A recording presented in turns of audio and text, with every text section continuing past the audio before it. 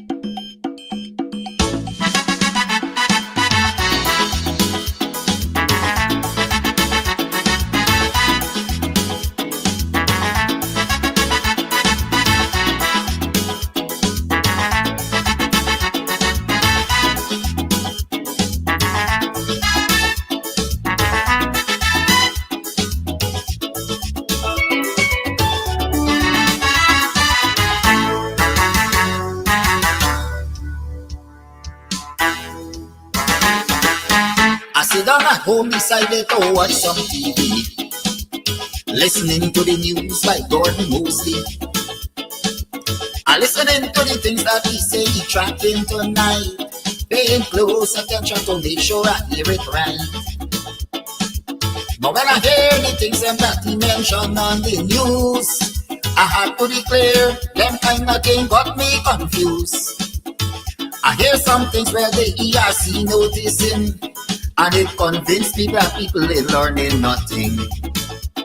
We hear so many times about them big name calling, and they say ERC pretend that they didn't learn nothing. But once you're black and you just decide to say a word or two, bet your life on that they say ERC coming for you.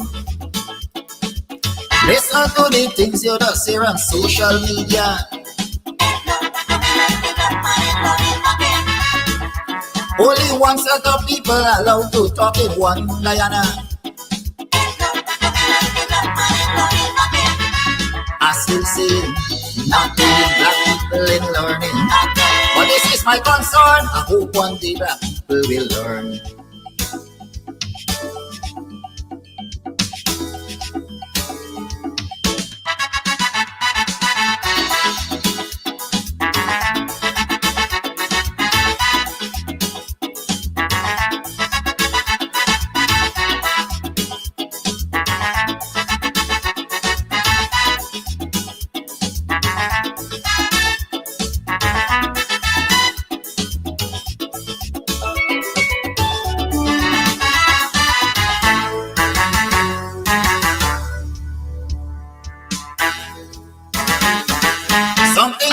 ERC that I would like to know, if any of its members happens to be black people. And if that is the case, I want them to answer this call. Tell me how come none of them ain't got no voice at all. You're showing signs of weakness and you're afraid to be fair, and we see the same thing keep happening year after year. And the day will come when all this nonsense will stop. That will be the day when black people decide to wake up. Not so long ago, something terrible happened. This young Indian man want to kill out all black people by poison. But if his shoes was on the other foot, would have been a big threat. But up to this day, this ERC can do nothing as yet. How come it's only black people committing cybercrime?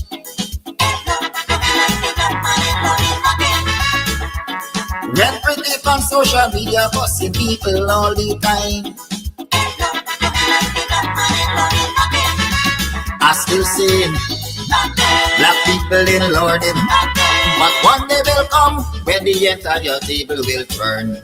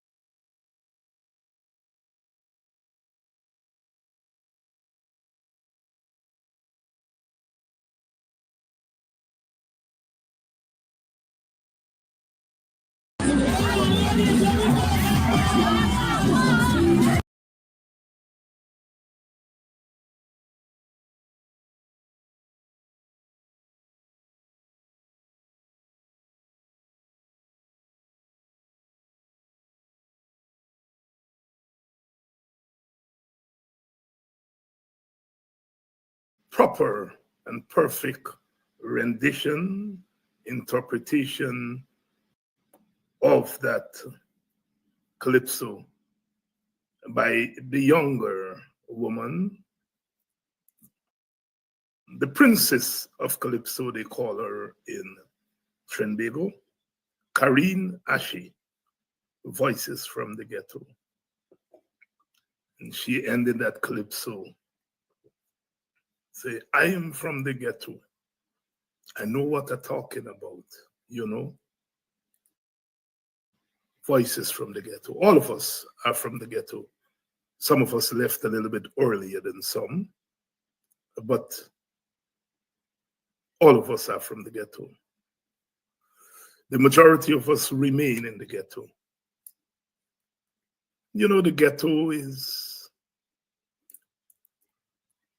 a physical space, a mental space. Singing Sandra has a calypso. I'm going to play it before the end of the week. Ghetto on the mind. See, the word ghetto comes from sealing people off, ghettoizing them, confining them to a space. That's what ghetto is. Confining them to the space. We were ghettoized on the slave plantation. We were ghettoized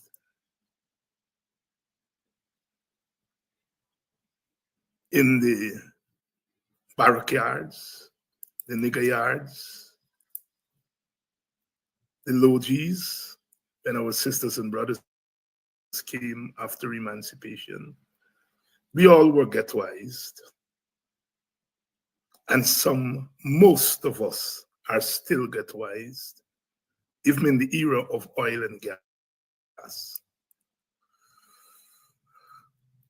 And those of us who are not there physically, as I said, it's only because we left a little bit earlier than others. Voices from the ghetto. And I deliberately play these songs to frame our discourses. Good evening to all of you, wherever you're joining us from, whichever political persuasion you belong to, whatever political party you belong to or support, I welcome all of you to this space. It's a space of education, it's a space of learning, it's a space of mobilization, it's a space of resistance, and ultimately a space of liberation. Whether you're joining us from in Guyana or outside of Guyana, welcome. Today, because of technology, we are all Guyanese in Guyana, whether we are physically there or not. We come on air tonight, the morning after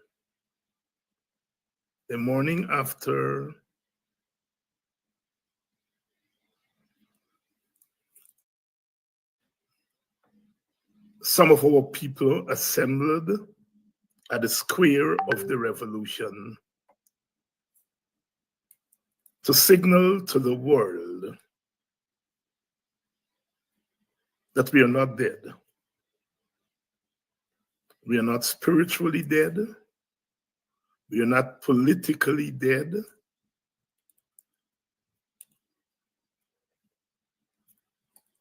The media said there were 300 people. But when the media said that, you double it. But it's not the number of people who were there. It's the spirit. The spirit. I would like to congratulate, I understand, the women. Some of them are party women, I understand. Some of them are not necessarily party women, who organize that Congasa, that meeting, in the shadow of the imposing structure of Kofi, who led the resistance movement of 1763. The first successful slave rebellion of that time. The first successful revolution by the slaves, those who were designated slaves. They held the colony for more than a year, which meant that they triumphed for a year. And in the shadow of that great sun, last night, our people gathered with their drums, their voices, and their bodies. Mainly women, there were men there, mainly women. And let their voices be heard as they rallied in support of another woman who refused to sit when they said, sit down.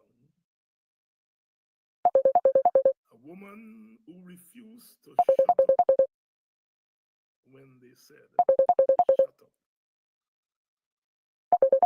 Another voice from the ghetto hollering, we are human beings too.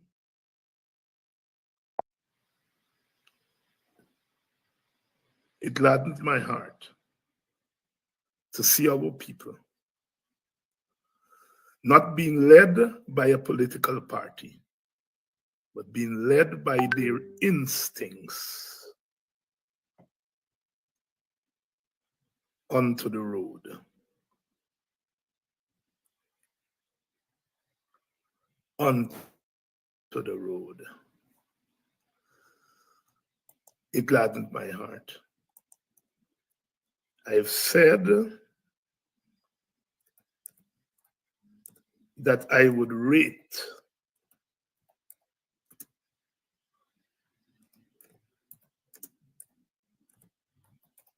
our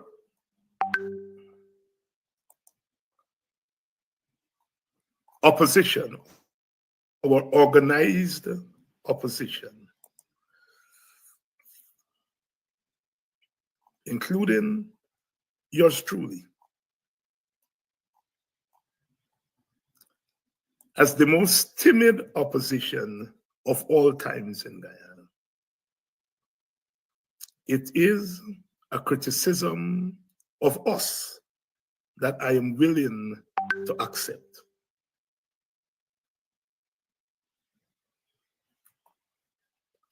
Last night,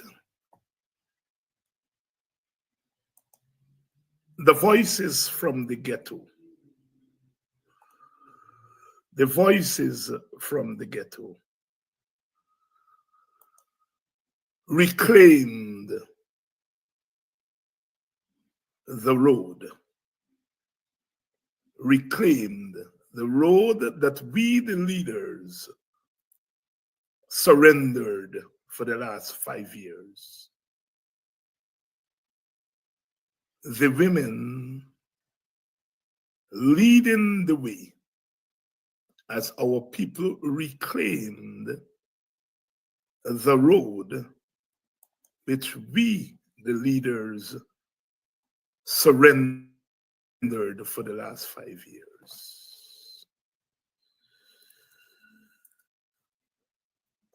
There were no infiltrations. There were no beating of Indians. There were no burning down of business places. It is not that the spies were not there. It is not some of the liquors. It is not that some of them were not there. They were there. They will always be there. But they did not intimidate those gathered there to surrender the road.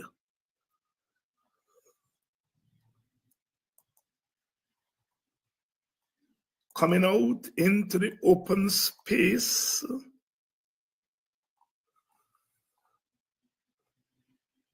as a form of resistance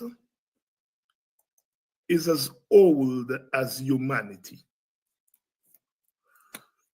At some point, it was taken away from us. But at some point, we fought and retained and regained it.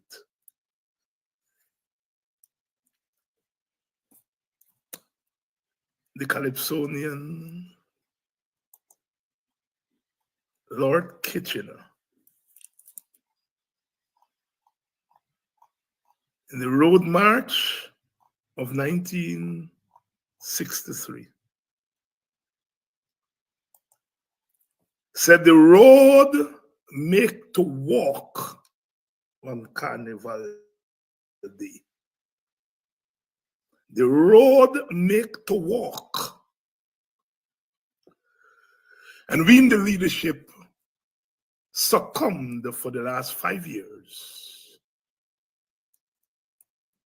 to the fears of the unknown as we sought to walk the straight and narrow way, as we sought to play by the rules. Last night, those brave souls showed us that unless you confront the unknown, you will not be able to defeat the unknown. Frederick Douglass, a slave, an enslaved African in what is now America, said power concedes nothing without a demand. It never did, and it never will. Tonight we say there is no victory without struggle.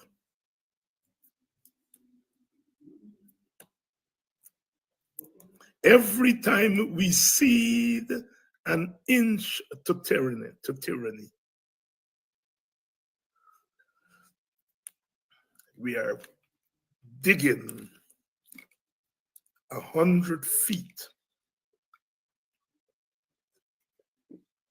of the proverbial grave for ourselves. Nelson Mandela said, there comes a time in the life of any nation when you are left with but two choices: submit or demand.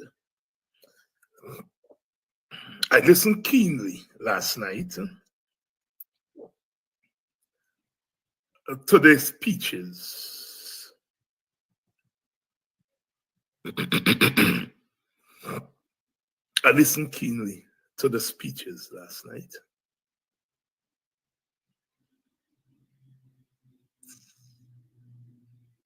Messaging is important. It is better to be at the square of the revolution, holding aloft the banner of Ethiopia, Guyana, and the Caribbean, holding aloft the banner of justice, than to be somewhere fighting to be a presidential candidate. I would rather, when my grandchild asks me, what did I do today? I would rather say, I was at the square of the revolution, standing in solidarity with a woman who is being punished because she used her God-given talents to expose corruption in high places and perhaps low places. I rather tell my grandson I was at the square of the revolution, standing up for that woman and affirming our collective right to resistance against injustice, than to say I was in some smoke-filled room fighting to become a presidential candidate. Hear me out tonight. Hear me out tonight. We leaders, for all our acumen, we sometimes get it wrong because we are not tuned in to the mood of our people. We are hearing things in our heads rather than hearing things coming from the heads of those who are ghettoized. Sometimes we hear things in our head without hearing things in the heads of those voices from the ghetto.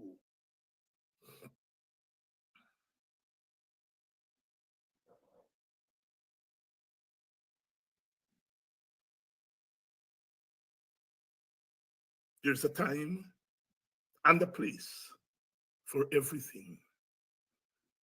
There's a time and season for everything.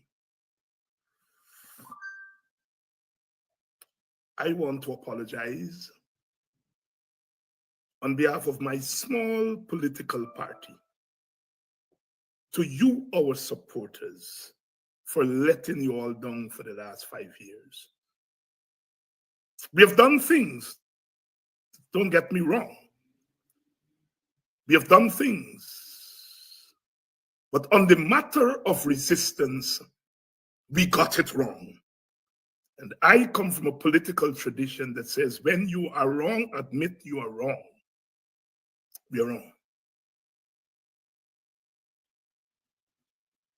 And those people last night showed us that we were wrong.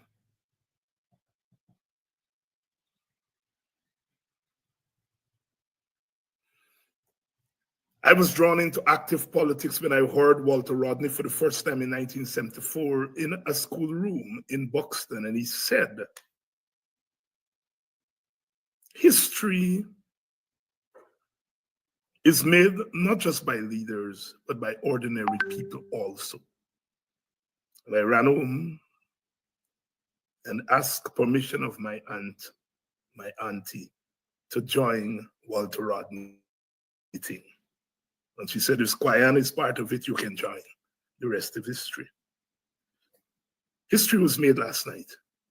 And when the history of this time is being written by our sons, daughters, and our grandchildren, they will remember one Tuesday afternoon, the 18th day of March, 10 days after International Women's Day, a group of people led by our women stopped the train, as they did in Buxton at the turn of the 20th century. They did it again last night. They stopped the train. Frederick Douglass said, the threat of force is sometimes more potent than force itself, that as an enslaved person, his master attempted to whip him one day, and he raised his hand in resistance, and the master's whip was suspended in midair, because the master did not expect the slave to respond. Just by shaping up, the slave was able to stop the slave master in his tracks. Last night, the authoritarians, the dictators, did not know what to do. All that they could muster is a headline in the Chronicle and iNews or something, that the APNU and AFC were protesting Donald Trump immigration policies. That's what they were reduced to. They were stopped in their tracks. Nothing sensible could come from their heads.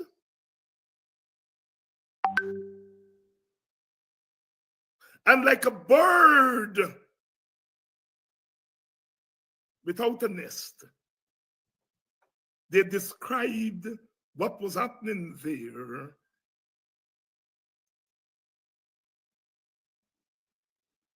as some protest against Donald Trump. Nasty. But the nastiness came because they were stopped in their tracks, not by force, but by the steely resolve of a subset of our fighting army.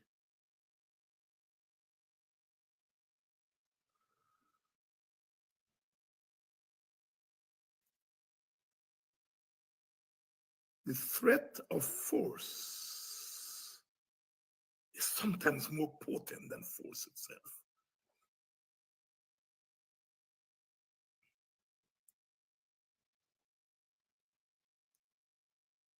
They did it for Melissa Atwell, as we must.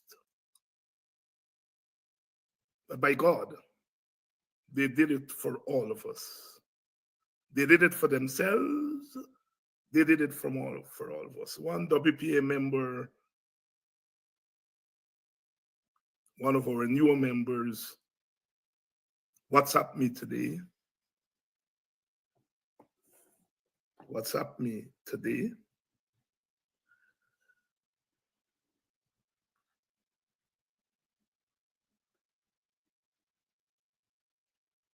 And that member said this to me.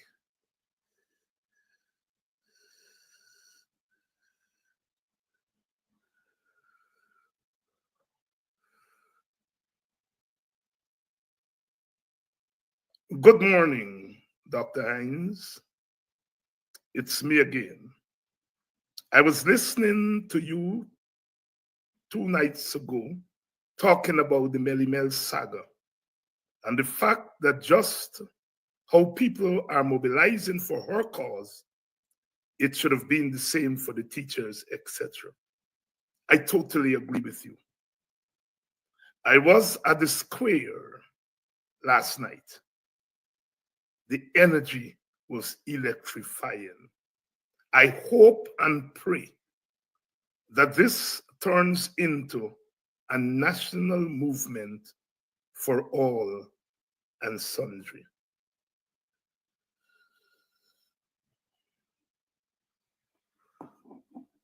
This is a young woman, a young female member of the WPA, one of the new recruits.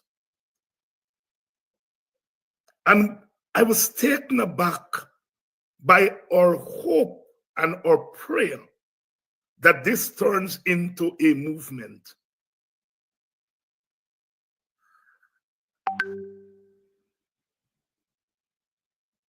This is from a young person, a young woman.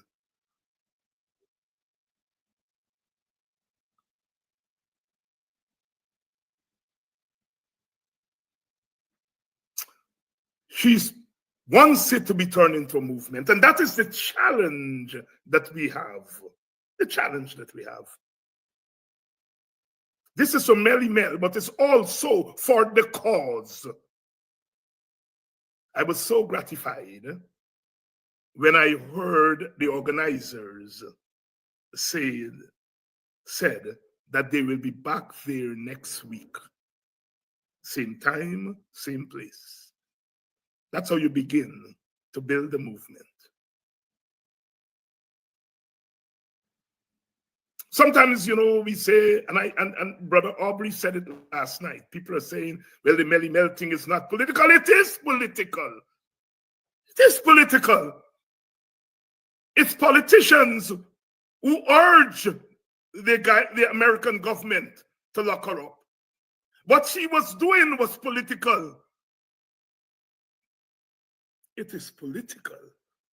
What you all mean, perhaps, is that it is not partisan, meaning that it's not PNC or WPA or AFC or whoever else. That's partisan. We must make the distinction between partisan and political. Melly Mel's activism was political. And the response and retaliation against her is political. And the action of those people last night was political. We have to stop making excuses for fight. Other side does not make excuses when it's ready to beat us on our heads. It is political. It's not partisan. I've never heard a young lady declare for a political party. And last night, the AFC was there, and the PNC was there, and the anti-AFC was there, and the anti-PNC was there. They all were there in unity. Oh, what a wonderful day it will be when the opposition cut the nonsense of fighting against each other and stand together in unity against something.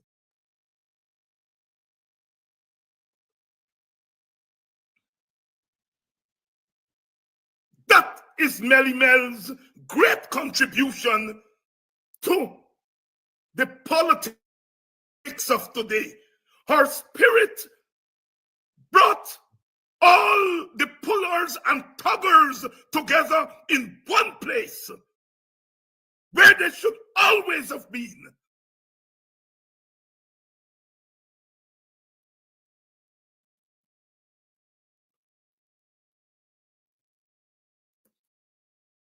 Had we done that 5 years ago, there would have been no one Guyana on our passports.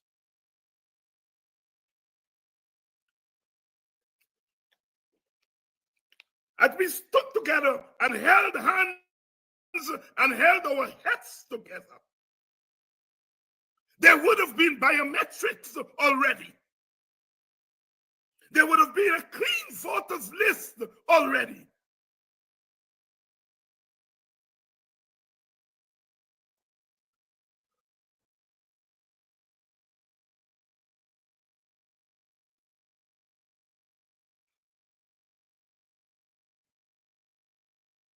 They were all there last night.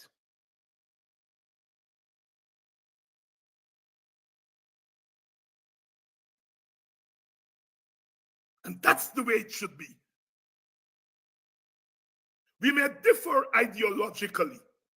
We may differ via party. We may differ via ethnic group. We may differ on emphasis.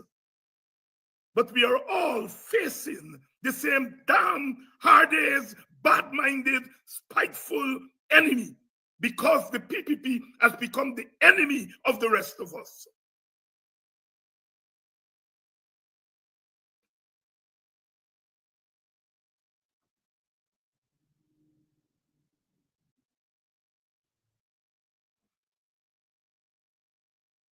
We must learn. We must learn. We must learn to differ without cutting each other's throats. And we have to learn it quickly and in real time. And the stage was set last night.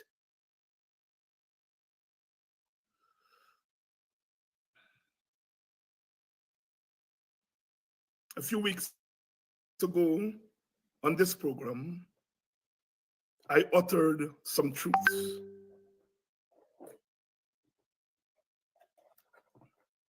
And I used some language that is known to all of us.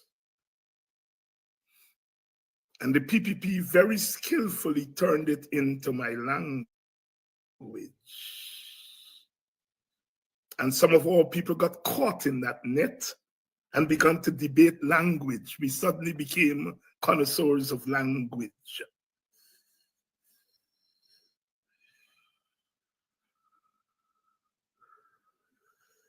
But we knew what we were doing.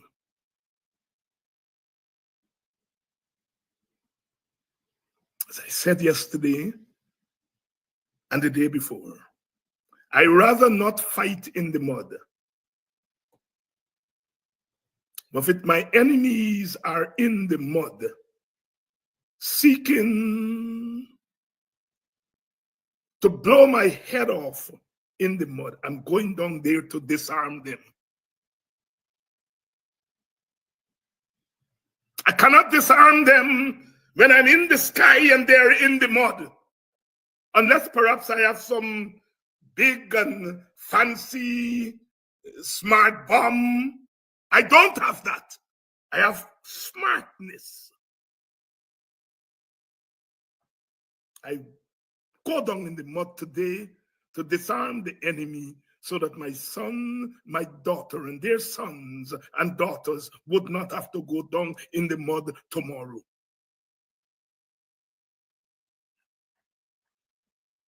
And those people are permanently in the mud. And I think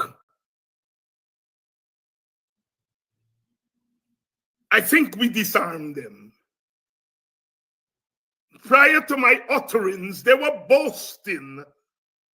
Oh, black people are going to the PPP in droves. Black young people are going to the PPP in droves. In fact, they said, I insulted black people. They were so confident that the gates of the plantation are ready to swallow up our young people. They had something else coming for them. Oh, when the roll is called up yonder. Oh, when the roll is called up yonder, I'll be there. And it was that roll, that drum roll, that I echoed, that drum roll that I used from the mountaintop on this very program, that disarmed them. And today they're raising their voices in defeat. They are cursing the very people that they said they had captured. Last week we caught one of them saying the young black people are lazy, unlettered, uneducated, and it is not because of their race, it is because of their nature. They're born like that, and they represent fertile ground. But now they recognize they're fertile ground for people like David Hines. Fertile ground for people like David Hines, to urge them not to be allow themselves to be caught by slave traders and slave catchers.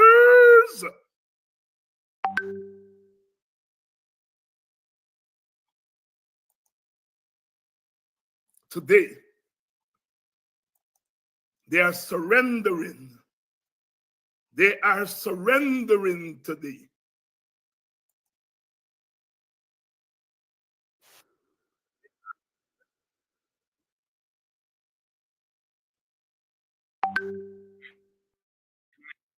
They are surrendering today.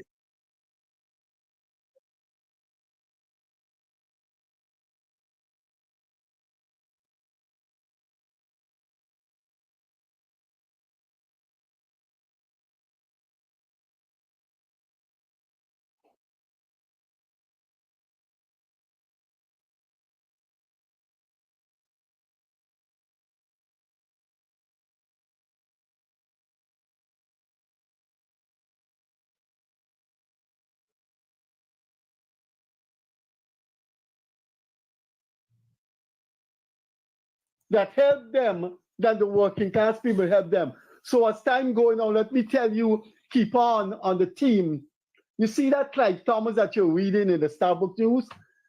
All of those jackasses that when David Hines say thing and you read the comments, you don't know the WPA, you don't know Takumo Ogunse, you don't know Clive Thomas. Stop your jackass writing when they open their mouth and curse the PPP and curse people. You don't know them. Let me tell you about them. Those people are unfit politically and otherwise. The WPA got into power, and the WPA was in power with the AFC 2020. Do you know who came to me? Do you know who came to me for help? Have more respect for the petty bourgeoisie that help them than the working class people help them. So as time going on, let me tell you, keep on the team. You see that Clive Thomas that you're reading in the Starbucks News? All of those jackasses that when David Hines say thing and you read the comments, you don't know the WPA, you don't know Takumo Ogunse, you don't know Clive Thomas. Stop your jackass writing when they open their mouth and curse the PPP and curse people. You don't know them. Let me tell you about them.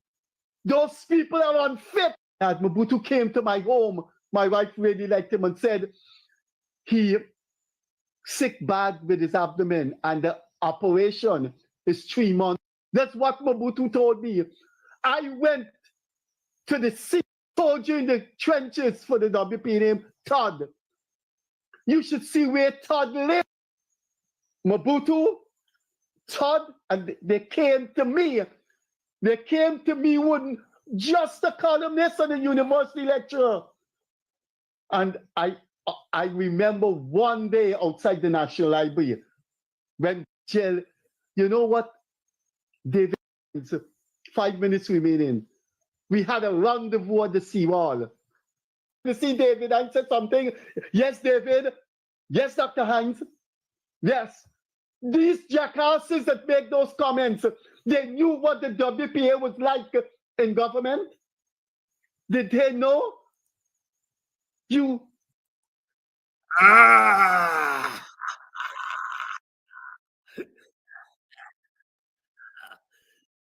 Hey, hey, hey.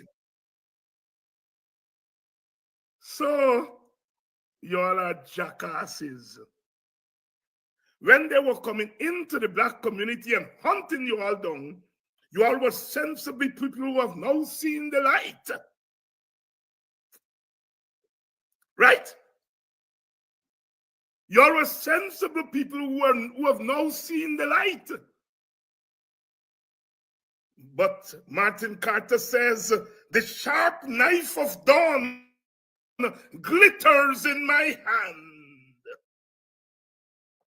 I used the knife of dawn and I got down in the mud and I disarmed them.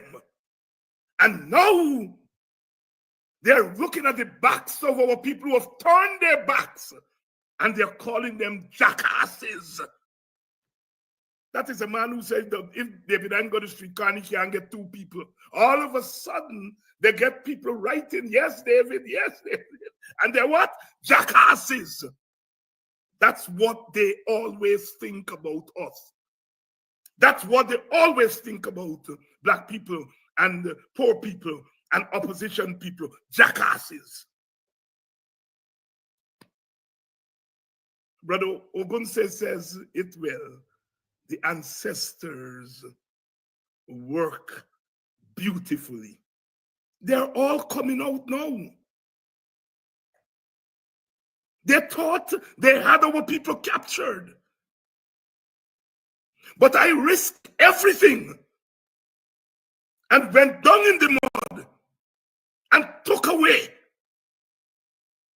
that whip from them and turned the whip on them. And now they're spitting fire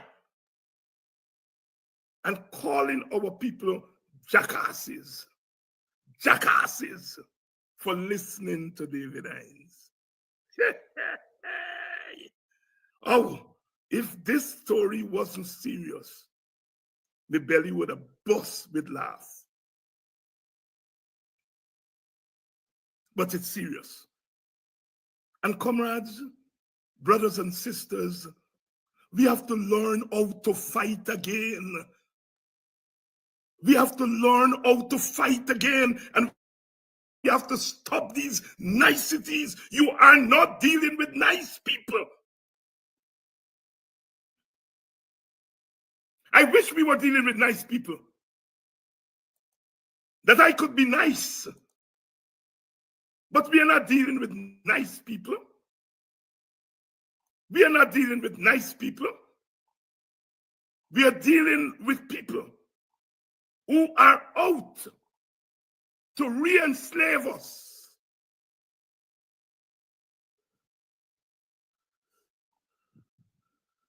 That's what we are dealing with.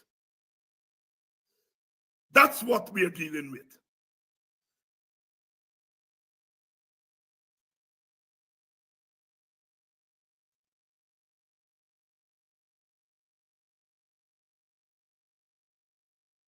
Have had their run, had their chance, their impact is nothing.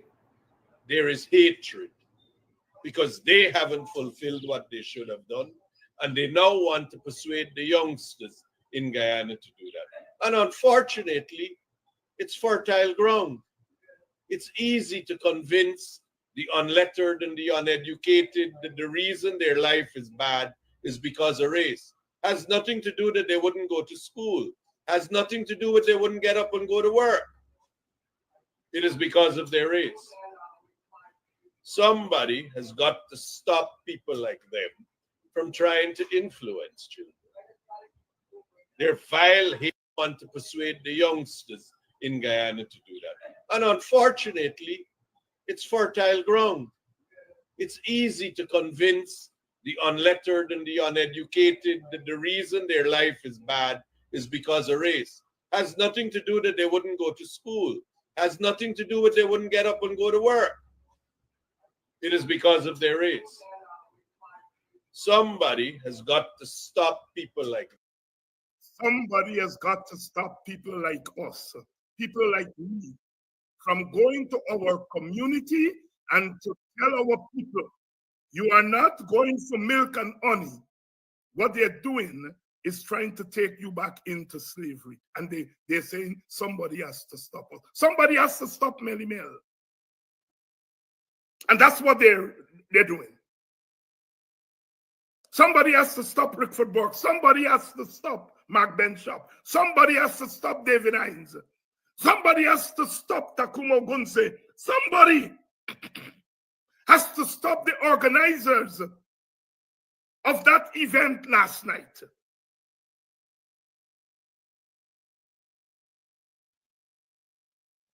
Because we stand in between them and this sordid attempt to capture our people.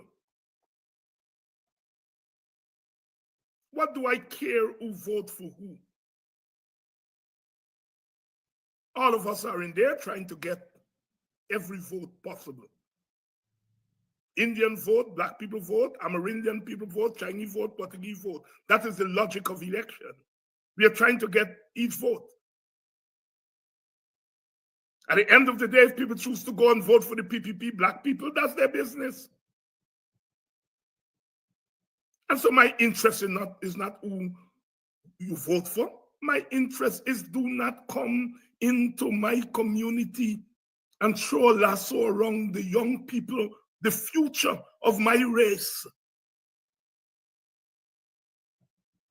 and expect me to be quiet? No. I'm going to come down there and disarm you.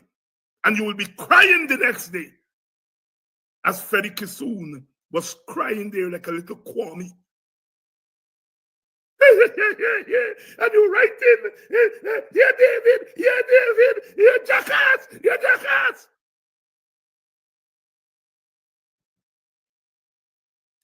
Freddie always thought we were jackass because he fooled us for decades. That he was on our side. When really deep down inside, he was a sleeper. That's what he was all the years, a sleeper.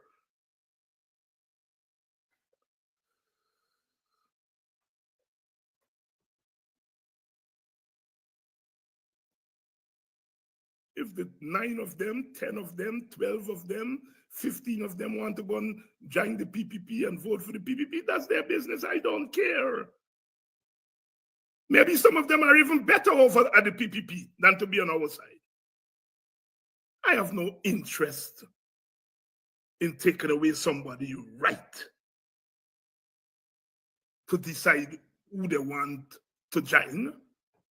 But don't come and capture my people to take them into enslavement. No! I will not still my voice, according to Martin Carter. I have too much to claim. So if you see me looking at your hands or listening when you speak or marching in your ranks, know that I look for fire. Because I've learned from books, dear friend, of men who could not die because death was far too poor. Of men who did not sleep to dream, but dream to change the world. So if you see me looking at your hands or listening when you speak or marching in your ranks, know that I do not sleep to dream, but I dream to change the world. Martin Wilder Carter, our national poet, words of wisdom.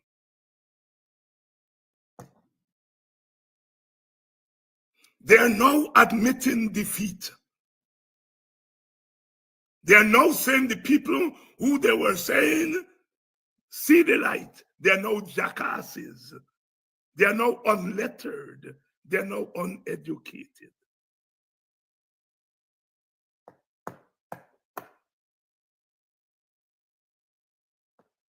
All of them.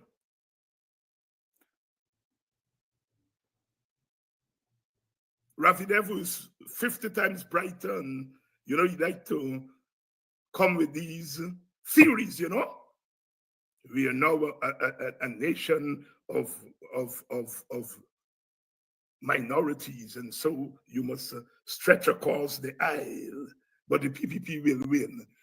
We are now a nation, always come with some Europeanized theory and trying to, well, you know, look, Ravi, I read books too, you know, and we on this side read books too, and we know theories too. And when you come with your cockamania theories, we spot you long in advance. oh, we are a nation of minorities and we have to reach across that. You reach across to my people and try to hurt them like slaves. I will use the knife of dawn, Martin Carter knife of dawn, and cut your hand off.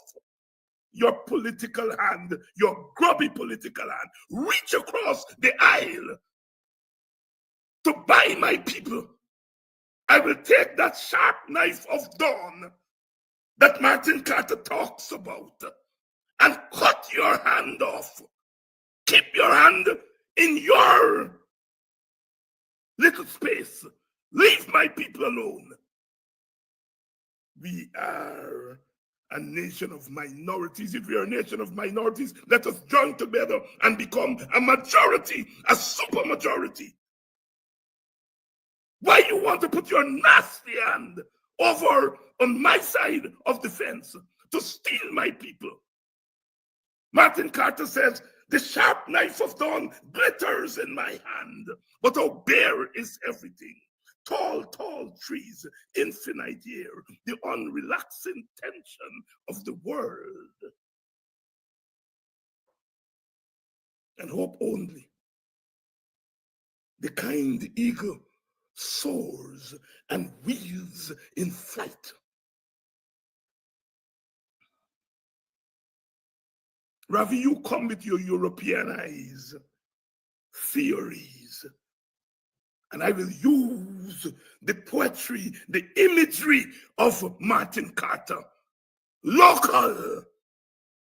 That's what I'm talking about. Keep your hand in your pocket. Do not put your hand in my pocket to try to steal from me. I will use that sharp knife of dawn to slice your hand from coming into my pocket. Keep your theory and your thesis about you minority. If you're all minority, let us join together and become a super majority. Why you are putting your hands in my pocket? Take your hands out of my pocket, you Stephen little boy. That's what I'm talking about.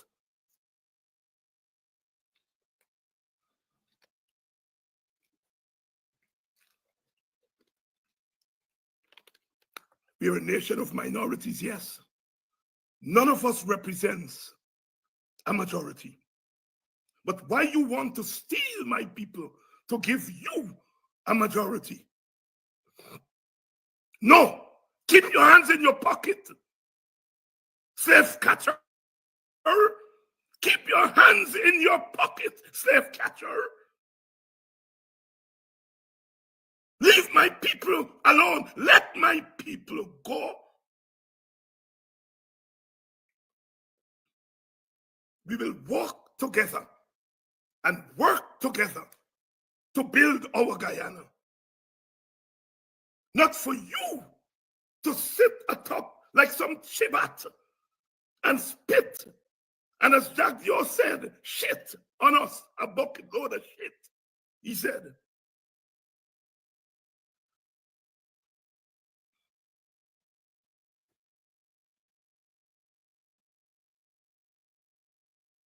Robert Nesta Marley, we are what we are. And that's the way it's going to be. You can't educate I for no equal opportunity. Talking about my freedom, my people's freedom. That's what I'm talking about. That's what I'm talking about. You can go with your half-baked cockamania, Eurocentric theories and thesis. But keep your hand out of my pocket.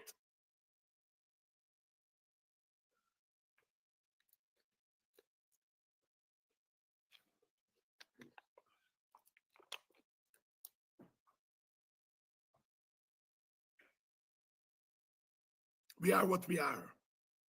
And that's the way it's going to be. Some of us are going to watch 9 fielders on the offside and play the classical shot to the ball pitched up outside the off stump and play it to one of those fielders, we will get no runs. But some of us are like Vivian Richards, Isaac Alexander Vivian Richards. You have 9 on the offside and you have 2 on the onside. And you pitch the ball on the offside.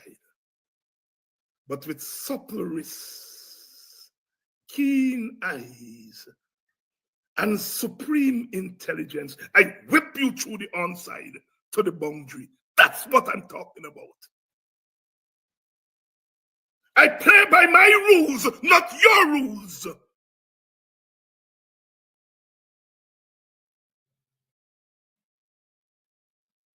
Some of us will play correctly. And some of us will break the rules, your rules, so that we can make proper rules for all of us. All of us. We are marching on to Zion. Beautiful, beautiful Zion. We are marching onward to Zion. That beautiful city, that beautiful city. That's where we are going. That's where we are going. That's where we are going. And you are not going to stop us. I love those young people who are writing up a storm under my name to send Freddie Kissoon sooner to his political grave. I love you all. Continue writing up. Yes, David Hines. Yes, yes. You all continue to do it. Sister wrote me today. She said, she sent me a post by one of them. And she asked me to read the responses under the post. And she said, Dr. Hines, our people are getting your message. And yes, I took some time and I read all of the messages. I'm so proud. Not because you all are doing anything that I had to tell you all to do. You all know that better than me. But in this time,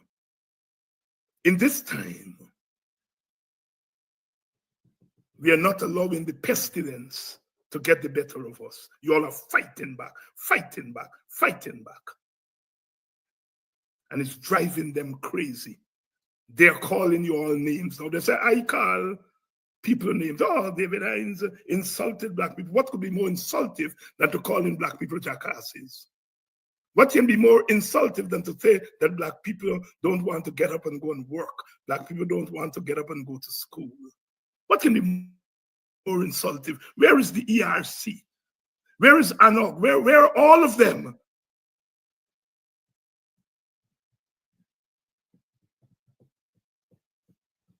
Sometimes our memories are too short. Sometimes our memories are too short. If you curse me, I will curse you back. And if I have to go down my knees and ask God to forgive me, I will do it, but I'll curse you back.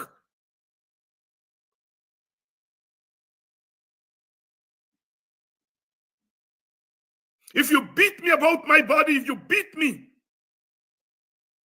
and I have nothing to beat you back with, as soon as your back turn, I will find something to beat you back with.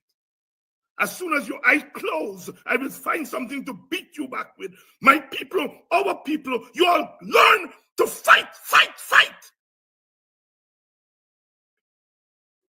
This nonsense about playing by some rules where people are joking you eye, joking you eye, joking you eye. Don't be afraid to tell us, the leaders, that we are wrong. We are wrong. We are wrong about not going on the road. We are wrong. We were wrong for 5 years.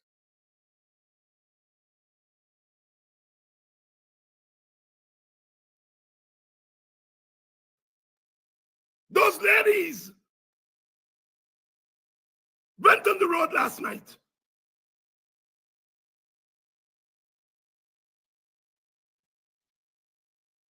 Their demonstration was not infiltrated.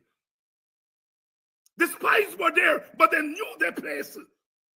And that mood I saw last night, if any one of them had pushed their neck out,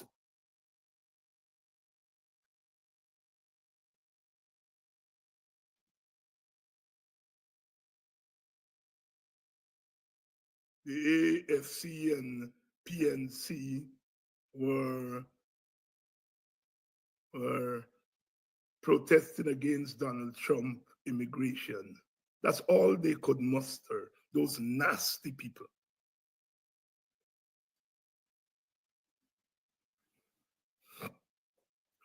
They're trying to divide our country. They love Donald Trump and the rest of us don't like Donald Trump. That's what they're doing. Donald Trump may be a little bit scuzzy, but I don't think he's that stupid not to see what those people are doing, attempting to do. Donald Trump is not the president of Guyana. Or finally is. Jack Jones, the vice president. We have to turn our steam against them, not Donald Trump. But because we show more fortitude and foresight, they thought that you all would have gone there last night and start to carry on Trump. So they prepare the script before the actual event. They write the news story. AFC, APNU protesting Donald Trump immigration. They write it before the demonstration. So when you all went out there last night and you all shined the light on them, you all watched them like an eagle. You all use the knife of dawn, Martin Carter's knife of dawn. The knife of dawn glitters in my hand.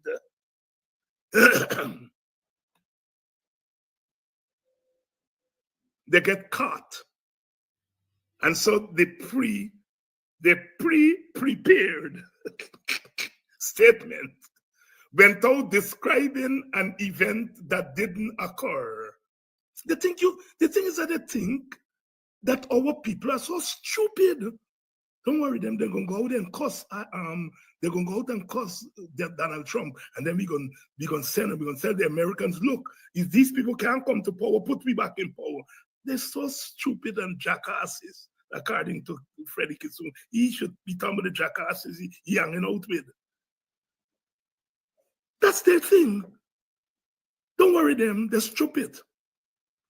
They're gonna go, they're gonna go cuss Trump, and we're gonna tape it, and we're gonna send it to Trump people and say, don't put them back, don't put them in power, put away this back in power.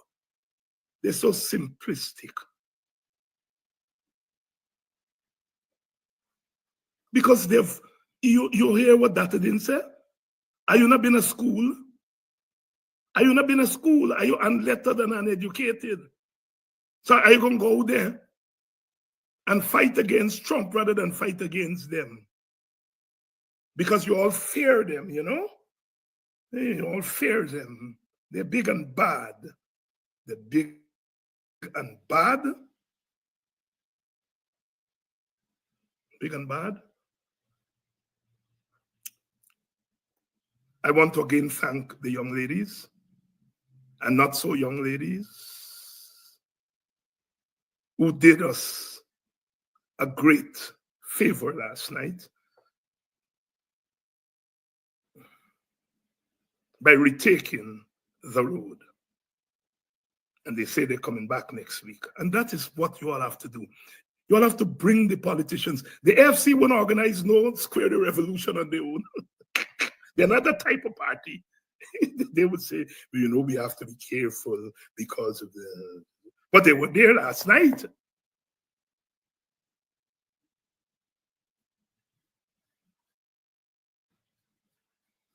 The PNC leader, you know, he concerned about what could happen when we go on the road, but he was there last night.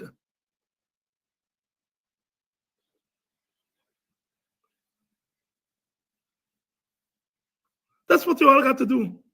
Show us how it's done.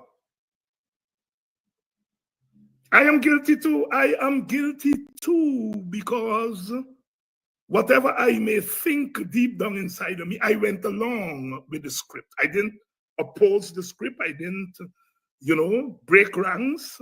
So I have to bear responsibility too. And I'm bearing responsibility for the fact that we surrendered the road for the last 5 years.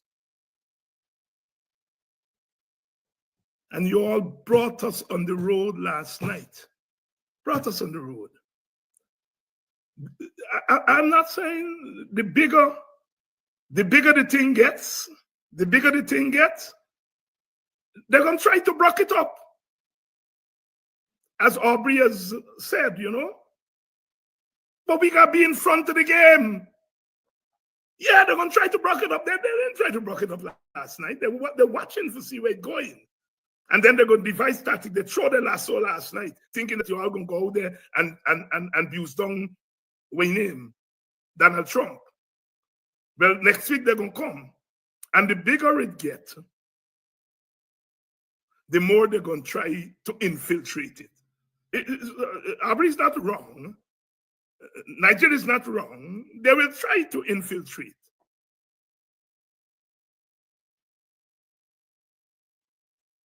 But because I fear that you will infiltrate my home, I will allow you to take me house. Well, no. No. I'm going to defend my home, even at the risk that you might infiltrate it. Because ultimately, I have to protect my home with my children and my family. That's the way it is. That's the way it is. Jackasses, Freddie, we always knew that you thought we were. You were a sleeper all these years. Fertile ground, unlettered, uneducated, datted in. You are much more uneducated than those people you are calling uneducated. You're lettered. You're lettered. You know, you read your law textbook. You went to some fancy school in Georgetown. So you're lettered. You're lettered. But those people you are calling uneducated, they get more education than you. You watch black women and telling them they don't want to get up and walk. They're guarding you money right now. They're guarding you while you sleep at night. And you are telling them they don't want to go get up and go and walk. Them little boy getting up every day, sun or rain, and building houses for our people to live in. And you are telling them they're lazy?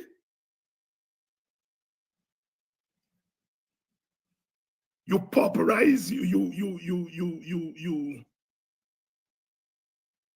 take away money from their mothers and their fathers. So they have to come out of school to go and earn $1, and then you say that they are uneducated. But that's the way of dictators. By the rivers of Babylon.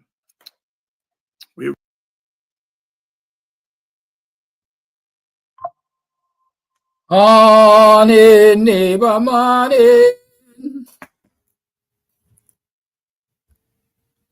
Morning, neighbor, morning.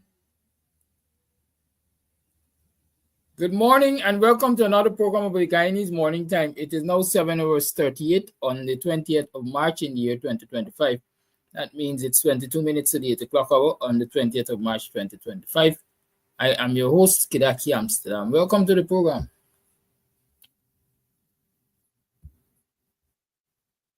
How are you been?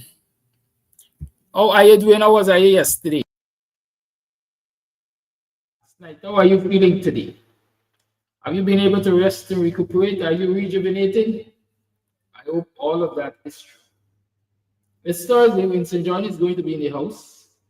And so I don't want to stand too much between yourself and Mr. Jordan.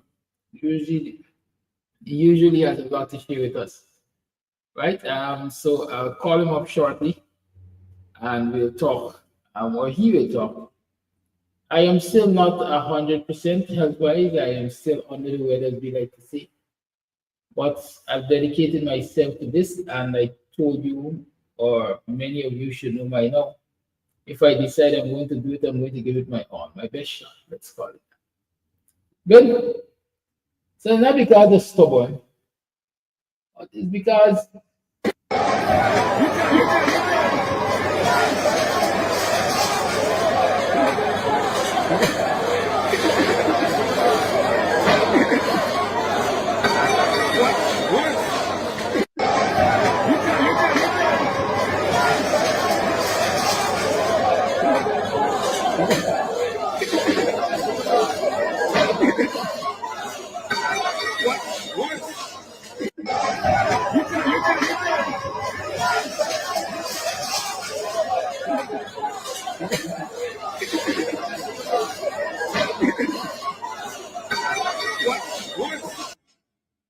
Mr. Jordan, morning.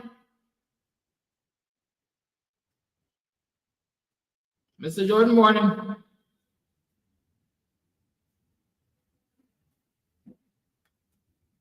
I just know, I'm not really hear you properly. Morning, Mr. Jordan. Good morning. Good morning. You hear me? Yeah, getting in. How are you doing? All right, them good. You know, you look better than yesterday. I wonder if you're getting the symptoms of that foot and mouth and whatever else disease, boy. No, this is Gumnara. That more serious, boy. The more serious, man. Yeah, You got to yeah. rest. You got to rest, man. You got to rest. Yeah, You man. got to rest. I see you playing that video there just now, man, but you don't label it. What is it about? But it's protest. It shows that people could still protest. and in Dominica, they ain't allow nobody for intimidate them with guns and bullets. It's rocked the raining. I think it's important to say that the protest is about electoral reform. Yes, it is. Definitely it is. Electoral reform, and the people are arguing that there was no consultation about the reforms, you know, and the video has gone viral. I think it is important to note also that you have similar situation in Guyana here, where there'll be a number of electoral reforms for which, while they may have had some consultation, many of them that was put forward by the opposition did not go through. And then outside electoral reform, you got a lot of issues at the Elections Commission, for which you have a Tuesday protest, but seems it's the GCOM seems to be unmoved. But it just goes to show that protest is alive and well in the Caribbean, and perhaps our people here should touch base with their folks in the rest of the Caribbean to see how protests can be organized and how you can get your message across. Because for a country that had been known for protests and so forth, we have gone pretty much silent where that is a concern. And so silence in this country here apparently is consent, right? And for the little protest that has been undertaken by others, they have either been crushed, right, or down-spirited. So a lot of people are either resigned to their fate or don't have the enthusiasm anymore. You know, well, I guess nothing has been achieved, nothing has been given up without a struggle. And so if the struggle is moving into a new phase or a different phase where it's no longer boots on the ground to silence or letter writing or whatever else, I guess everything is about phases, and the quality of the phase. So hats off to Dominico. I hope he doesn't get any violent as such, and I hope they can achieve what they're set about. Even in right here though, in Aranaputo, they didn't put any boots on the ground, but they were able to protest in their way and get the government to rescind, or not rescind, but certainly to halt an agreement that was supposedly signed with the NDC there in Rupununi for mining purposes. And after making their voices heard, notwithstanding the government claiming that there was consultation, they were able to get the government to step in and halt the project from even coming off the ground.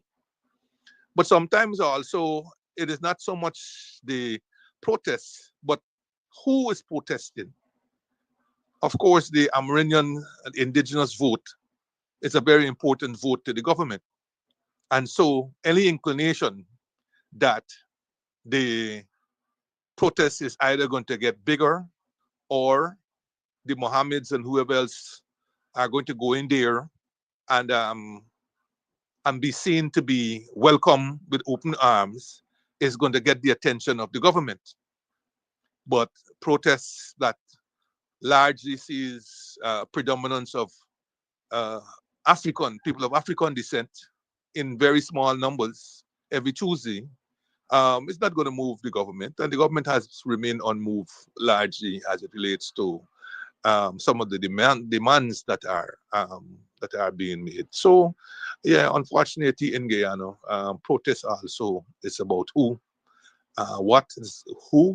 is doing it, what is this about, and whether it's a constituency in demand by the government, so to speak. But anyhow, that is my I'm really happy, 2 cents. Mr. Jordan, that you pointed out that Aranaputa protest, because when I looked at it, I said, well, it's an election year. So they are going to, both you might say they have moved to put a stop to the project. But what I want those people to think about is the minute they allow the PPP back in office, that project will be back on screen. It's just a short reprieve. That's my belief. That's right, and that is why they didn't completely scrap the project. They temporarily halted it. Exactly. It's a matter they're playing for time. Yes, I mean that was understood, and if unfortunately the indigenous people don't recognize that, then they've been around long enough. They've been dealing with the PPP long enough to understand the nature of the beast and who they're dealing with. If they are going to be forever plied with trinkets as opposed to ownership of the of resources which they have a right to own and exploit in a beneficial manner for sustainable living, then they're not going to learn. If they learn now, they ain't going to learn anytime soon. But you're absolutely correct. They didn't complete. They didn't disband the project or stop the project altogether in its entirety or so on. They just halted it temporarily. And I don't know what is the purpose of the temporary halting, whether it's for wider consultations or otherwise. But it obviously seems that the relationship with northern Brazil is one that is strengthening. I saw a set of businessmen or whoever that a picture, I think is a couple of days ago, which is good, strengthening of the relationship with northern Brazil, increases the population and so on. But clearly, we have to have a sense of what we mean by sustainable development. We have to have a sense in the context of the green state development strategy as opposed to the low carbon development strategy. A green state development strategy was a sustainable strategy, how man can exist with nature. Low carbon development strategy is a transactional strategy, as can be seen. It's a one that intends to sell carbon credits and whatever else, right, for monies, right? It's one of those things you put out there as a show. It's one of those things that you put out there that will allow somebody to get honorary PhDs and so forth. It's just a show. But it's something that it was different. It is different from the green state development strategy. And you ask yourself, if the country is earning so much money from another wasting asset called oil and gas, not gas as yet, but certainly oil, what is the great demand to be opening up all these other mining projects? What is the great demand of opening 3 and 4 gold mines? And how many innumerable smaller ones polluting the very environment? What is the demand for cutting down our forests? After all, we earning 2, 3, 4, 5, and up to 6 billion US a year in a couple of years' time. That if we can invest properly and marshal those resources with a small population, everybody can live comfortably. Why do we have a need to be digging out all the gold today and polluting all those rivers and so on, when we have generations to come who will not have access to the oil because the oil would have finished by then, but who have to have some set of resources for continuity? Why do we have to allow 3 gold mines, 3 major gold mines at this time, when in a short space of time we will be collecting on average $6 billion US annually? And that's just our take in terms of royalties and profit. It doesn't add in anything else to do with the linkages to the oil economy and so on. Just 6 billion that will be going into the natural resource fund. And you ask yourself, why our need to exploit all those resources at this time, when it will seem that everything will be exhausted around the same time, because the mine life of one of those gold mines is about 10 to 15 years. The oil that we have there in the ground at the rate of exploitation, you have another 15 years outside 20. So more or less all of them are going to be exhausted around the same time. And what is it as you left? What it is that is going to be left here for future generations? So maybe the indigenous people who are the keepers of the forests ought to step up their activism and in consultation with other groups and other peoples in the country to ensure that we indeed have a green state as opposed to low carbon. Green state, sustainability, low carbon, transactional. Yeah, so that's my thing, and I totally agree with you. I want to acknowledge a victory of Lieutenant Colonel retired Leland Saul, who is the former Chief Executive Officer of the Central Housing and Planning Authority, CHNPA. A couple days ago, the Chief Justice ruled in his favor, saying that he was wrongfully dismissed. He was wrongfully dismissed last year, in 2020, and that he should be paid the balance of time that was left on his contract, which was about 29 months. He should be paid all the benefits, the salary and other benefits that would have accrued to him. I didn't read the whole judgment, but I am hoping that that judgment will have suggested that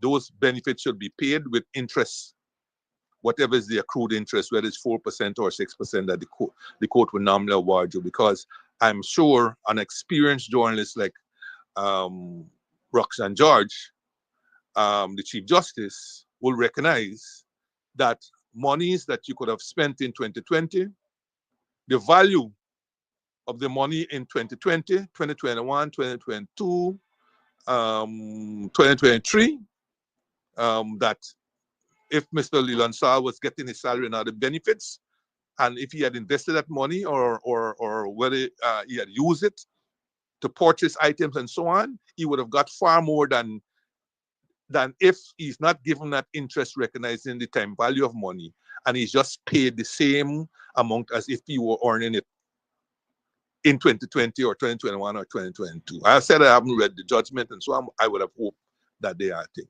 But coming back to the judgment itself, Mr. Saul sued the government because he was peremptorily dismissed by the minister with 1 month's notice or 1 month's salary in lieu of notice. And he sued, asking for a judicial review for wrongful dismissal. And as I said, the Chief Justice agreed. Again, because of the volume of lawsuits and cases in the court system, it would have taken roughly 4 years or close to 4 years or just over 4 years for a decision to be handed down in that matter. And one hopes that the matter has come to an end and that the government will not be using the legal system to appeal and appeal and appeal, thus denying the man his benefits. Yes, so she ruled that the dismissal was wrong because CHNPA, Central Housing Planning Authority, has a board, and it is the board that should have fired or terminated the contract as opposed to a minister. Right?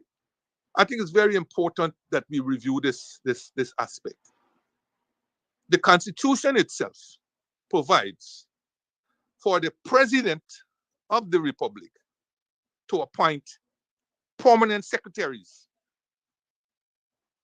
and I think regional executive officers. Yeah? Permanent secretaries and regional executive officers. There was a time when this was not so.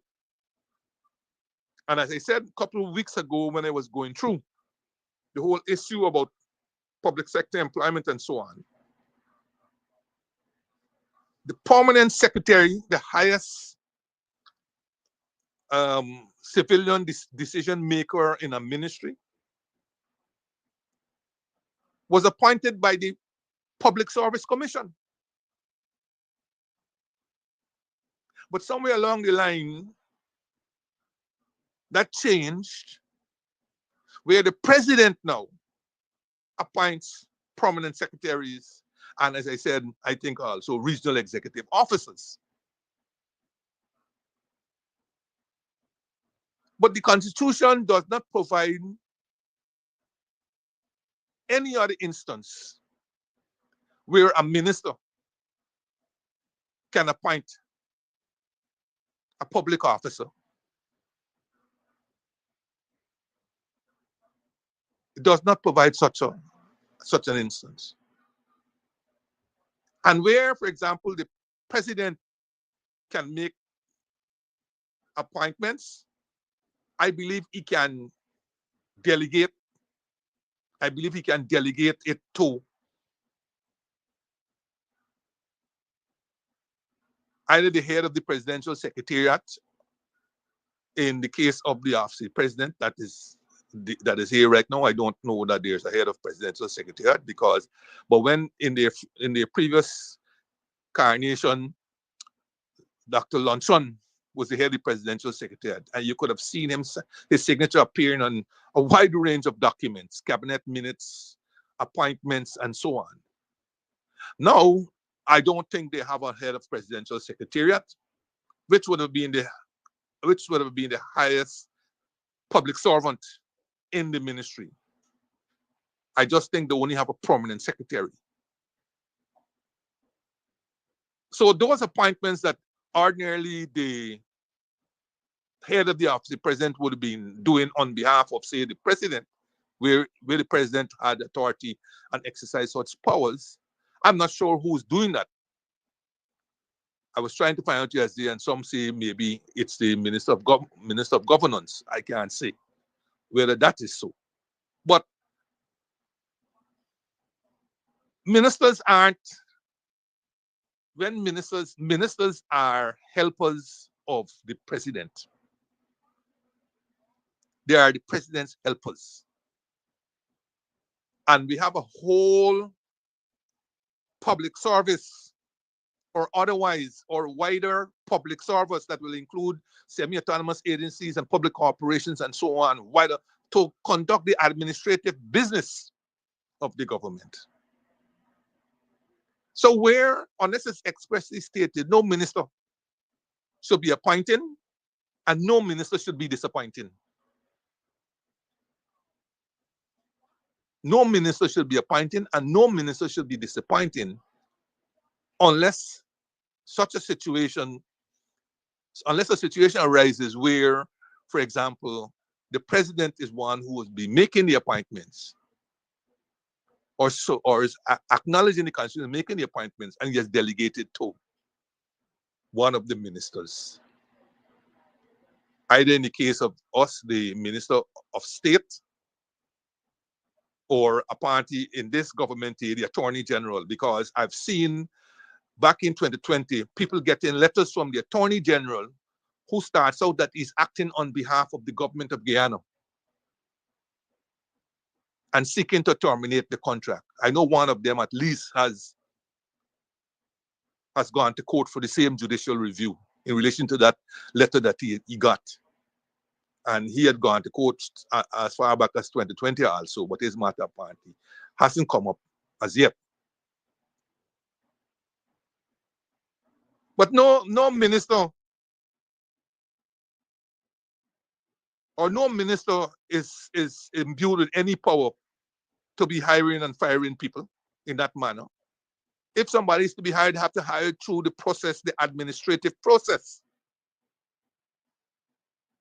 That is why you have public servants who are so categorized when their appointments come through the Public Service Commission and the Teaching Service Commission and the Police Service Commission and so on. Those are recognized statutory bodies for the appointment of various categories of officials. And you have public officers who generally get their contracts signed or are employed through the board of the particular statutory agency, semi-autonomous agency, right? Like GRA, for example. One will expect that the board is the one who will be making the appointments there and so on. And in the public corporations, they have their own structure that will determine that. So I think the Chief Justice has laid it out very clearly, that where you have a board, it is that board that is responsible. Where the Public Service Commission, she didn't have to point it out because the Constitution makes it very clear is that only the Public Service Commission can hire and only they can fire you. No Attorney General can fire a public servant who has tenure from the Public Service Commission. Attorney General cannot be higher than the Constitution. In fact, he is supposed to be defending the Constitution. And this point also was brought out by the fact that the REOs didn't get, who went for the similar judicial review, they had their own dismiss. They had their own dismiss, which suggests to me then that the president perhaps can only appoint the the permanent secretaries and the REOs.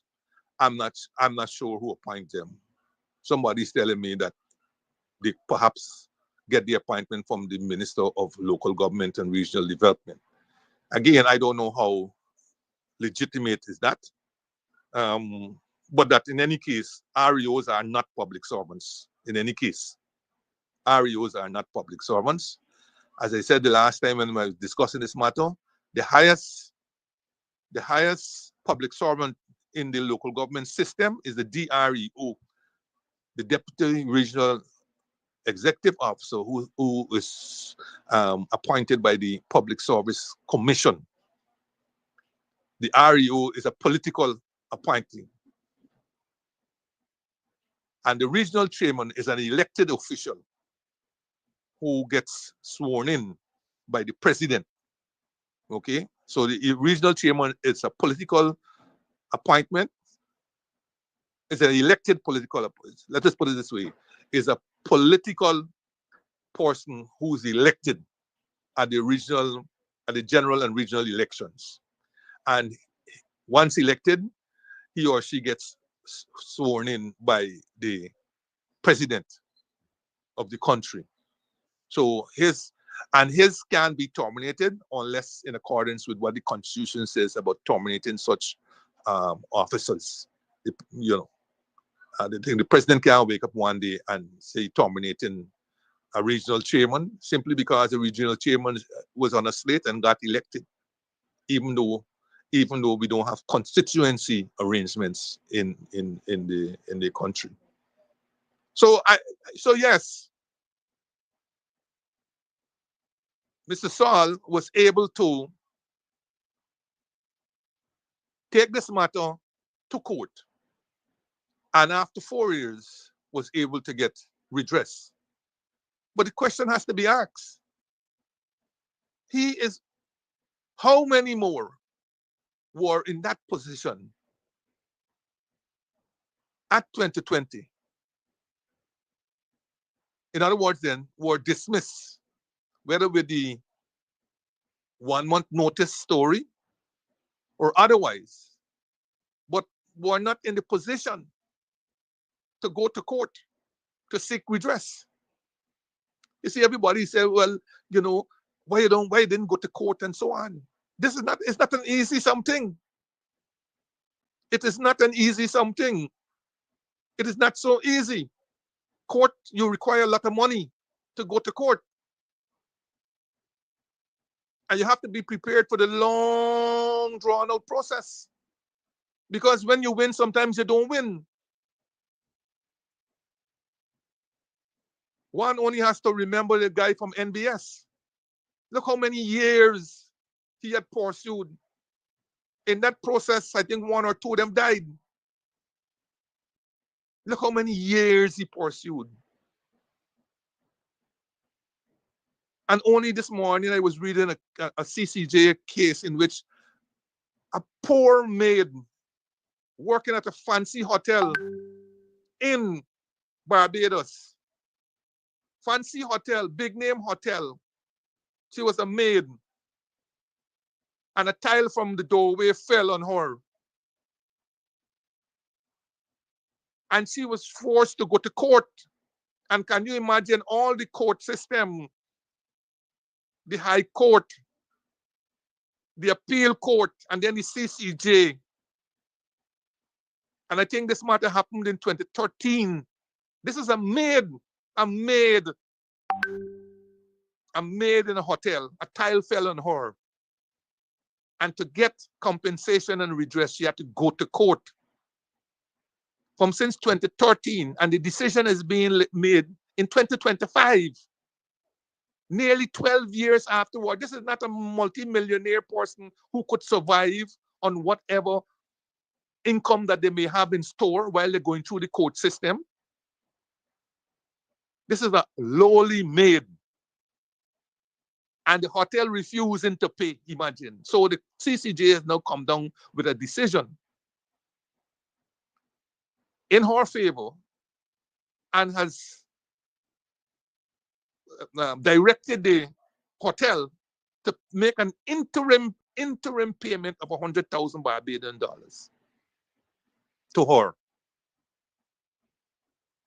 May God bless her at least, and then hopefully they'll get whatever final payment and so on. God bless her.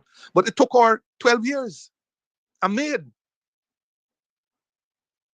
So when we come back here and people say, man, you keep complaining why you don't go to court.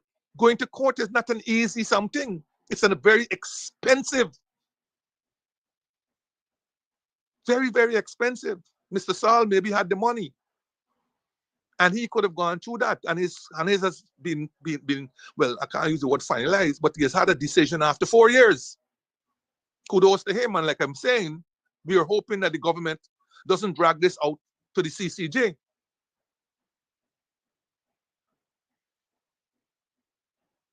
But I gave myself liberty in saying that Mr. Saul may have had the money. And was able to get a lawyer to go to court and take the matter and carry it to court and so on and stick with it.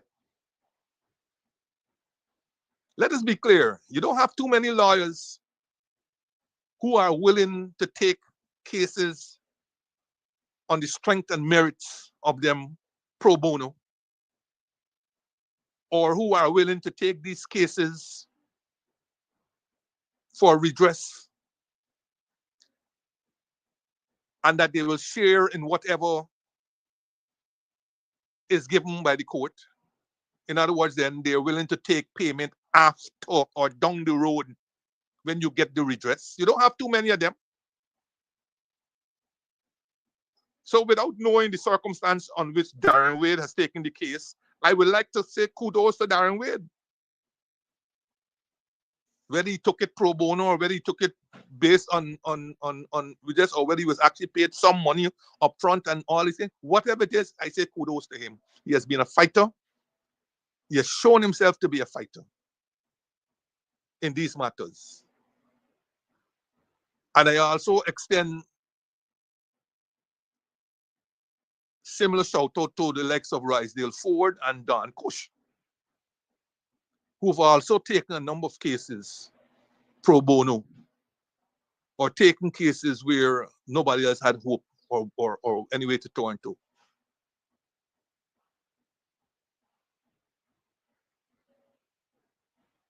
Too many people in 2020 were thrown out of their jobs with little to no redress because they didn't have the income, they didn't have the time, and so on, to pursue those matters in court. Too many people. And Mr. Saul is just one in a long line of people who would have suffered and continue to suffer today, because some people, many people who lost their jobs in 2020 as a result of the government coming to power have not recovered since then. So, Mrs. Saul, I hope you are, I hope that you can enjoy your income that you would have lost had you not taken this case to court. It's not going to stop. I know for sure it's not going to stop this government from continuing this. It's not going to stop them. It's not their money. It's taxpayers' money who will be used. And the courts have not penalized enough, as far as I'm concerned, these acts. They have not penalized these acts sufficiently as to send a message that it shall not be tolerated. And these acts will continue. And I hope somewhere along the line, it will be laid out very clearly who can appoint and who can disappoint. When the government came in 2015, for example, I think the last government had a minister heading the board of NISIL, I think. and a minister heading the board of the Stats Bureau. And I made it absolutely clear. I told the president, I told the cabinet, there's no way I, as a minister, will be chairing any board. How can you chair a board that is meant to oversee or implement the policies of the government or so on? How does it work in any sense, management or otherwise? How does it work? So I made certain that government look for civilians and appointed them head of those organizations. Morris Odell ultimately became the chairman of NISIL, and we had very, very young individual, woman, very, very young woman, who's now with the oil and gas people, chairing the board of Stats Bureau. And when she left, we also had a well-known statistician out of Guy Suko, who chaired that board until he was either removed when the government came in or otherwise. But yes, I don't subscribe to any political figure heading any board. And I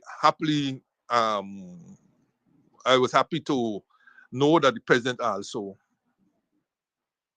didn't subscribe to such.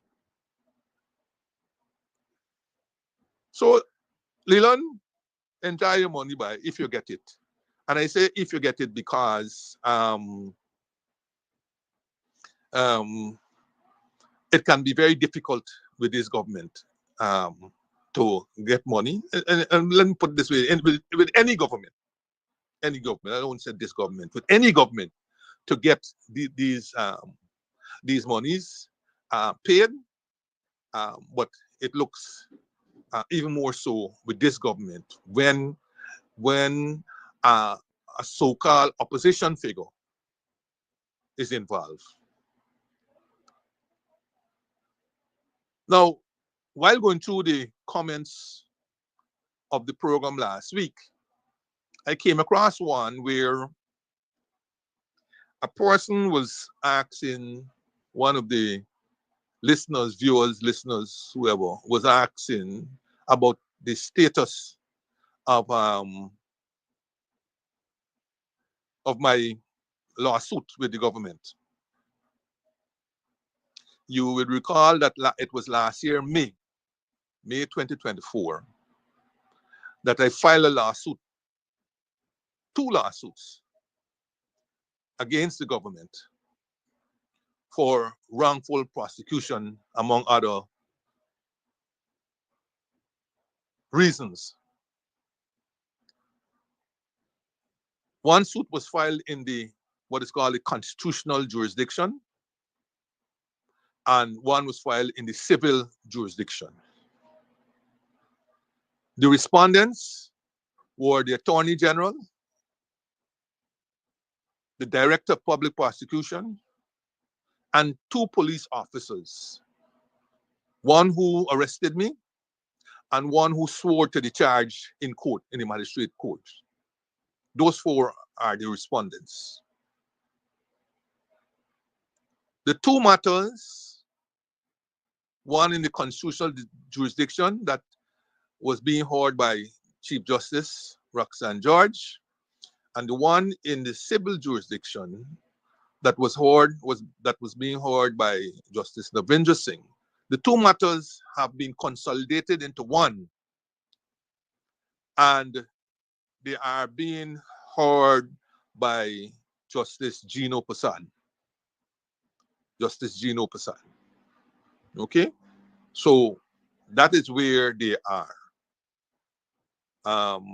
They are at the moment. So I am happy that, first of all, the court is being engaged and that some progress has been made on this matter.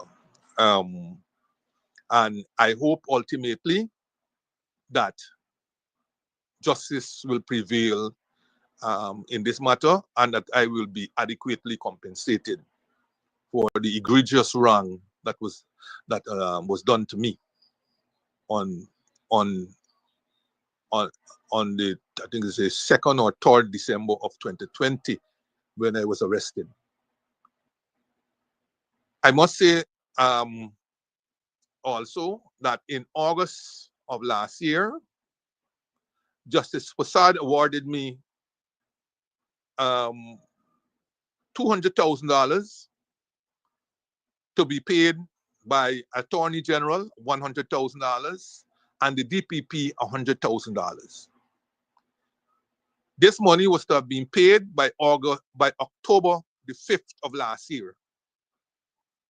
I can state to you that as we speak, I have not received a single cent of this money. But this is not news.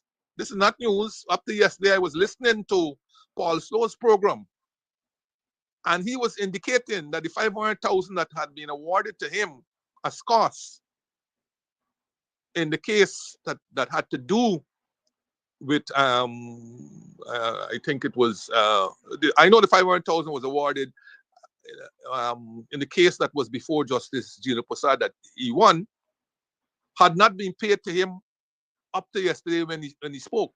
He was hopeful that he will get it soon.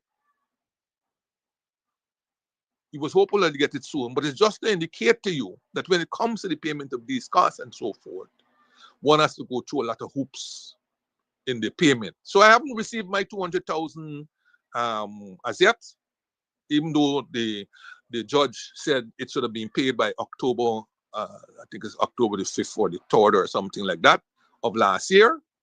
And I'm asking my lawyers, to pursue this matter diligently, because it's the very AG who has been pursuing diligently all sums owing to the government. He has pursued all those people, Ferguson, Christopher Jones, all of them who had lost cases and had the judge awarded costs to the state and so on, and he has been pursuing those people. I know because I had conversation with at least one of them and so on. So they have had to pay. They've had to pay. Okay? And I need my money, because these cases have cost me a significant sum of money. You know, people might think, well, oh, you know, these matters are being done pro bono. The matters are not being done pro bono. Where I didn't have the money to pay up front, I ultimately have to pay the money, which I have been doing. So I need the little widow's mite, the 200,000, which is a victory, small victory. You take them as they come. You take them as they come. Small victory, but it's still a victory. A small victory. And I needed 200,000. So I'm after my lawyer to proceed to do whatever it takes to get the $200,000 that had been awarded to me. And let's be very clear, as I said, these cases are very costly. They cost you a lot of money, right? A lot of money they cost you. And like I said, there aren't too many people out there who are going to take cases pro bono, or who are going to wait to get their monies if you win or get something out of it and so on. There aren't too many. You got a lot of people who shout and do everything, praise you, this, that, and so on, but they're not there. One only has to look, for example, at Melly Mel, who's an extremely popular influencer, extremely popular, very, very popular influencer. But the GoFundMe that they have created with a target of $100,000 is struggling. It's struggling to get even to 50,000. One would think by now they would have been well in excess of 100,000, but it has been struggling to reach even 50,000.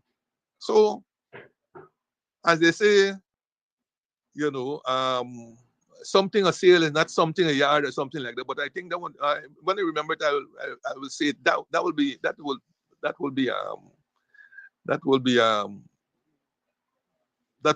a very apt quotation once I could remember it here.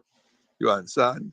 You're sometimes on your own where these matters are concerned. And again, like when I started out, all these things, perhaps when you add them up, reasons why, you know, people don't want to get involved.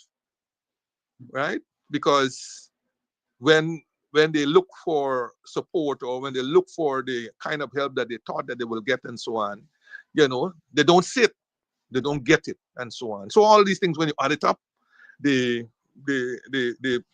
influence your reaction, how you will react where these matters are concerned.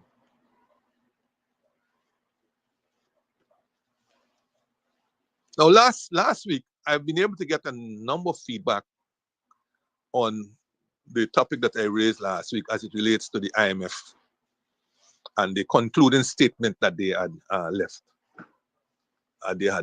And so on. Quite a lot of positive feedback on that topic last week. I didn't even expect it to get that kind of feedback. People were quite happy to learn about nostalgia that I brought to it in relation to fund programming in Guyana, and some of the personal relationships I had with the IMF and the government officials like Paris and so on. And so one person went back and he read the statement. It wasn't of any great thing to him, but he said he went and he read it back, and he agreed in principle that it sounded like a cheerleading statement indeed, and he can see the government using it. You can see the government using it during the election campaign, as they have already started doing, and so on. And so I wasn't just afraid of this happening, but I was more concerned with the lack of neutrality in the statement, and the lack of rigor in the statement. Again, as I said, I know it was a preliminary statement and it was meant to think, but better choice of words could have been used to convey the state of the economy. Clearly, in reaction to what I said last week, Thursday, I saw a Peeping Tom article, or someone who goes under the moniker of Peeping Tom, on Sunday, in clear reference to that article, but without referring to me nor the article itself, try to put another spin on the concluding statement. And he talked about nuanced diplomacy. He says he or she said something to the effect that anyone versed in the art of nuanced diplomacy would have read between the lines about what the IMF was trying to convey. Let me say something. When it comes to this economy, it mirrors closely what happened in Ghana. Ghana at one time was the darling of the IMF, as I indicated last week. They were the darling of the IMF. They were among the fastest growing economies in the world. Like Guyana, Ghana was borrowing heavily to finance projects and whatever else.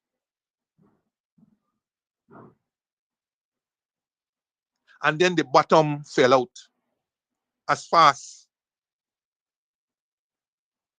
as the oil was pumping in the prior years. And today, Ghana, look at the situation in Ghana today. A not dissimilar situation as occurred in Nigeria, where today, even the very IMF is refusing to lend to Nigeria unless they do certain things, the typical IMF medicine, that Nigeria is refusing to do.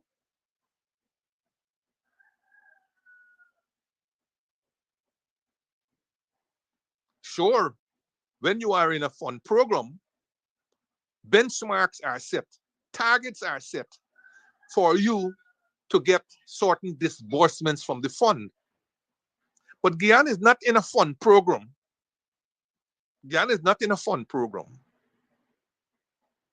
Guyana is nowhere near to a fund program. And so when you are using nuanced diplomacy with officials in Guyana, they just ignore you. All you need to do is check the concluding statement of 2023. Check the concluding statement of 2023 and check the concluding statement of a few weeks ago and see whether nuanced diplomacy is working in Guyana.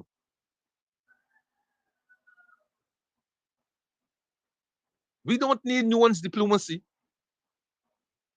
We need the hard, cold facts to be stated, not embellished, to be stated. So folks in Guyana who don't normally get involved in these arcane subjects and so on can understand, because they understand. You read the pain and suffering of Sabre News's Monday articles. These aren't aberrations. These aren't aberrations. It's living hell in all parts of this country. Living hell. And you produce a concluding statement that in people's mind has nuanced diplomacy about what is happening in Guyana.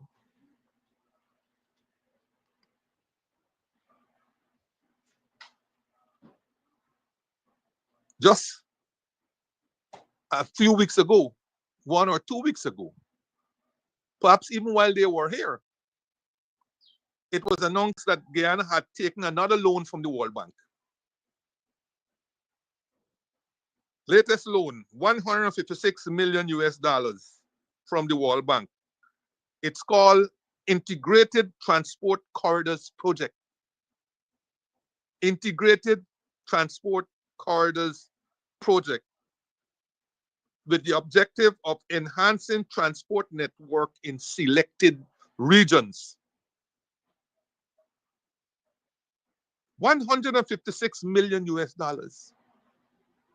Another loan. Then, yet another loan for 30 million US dollars.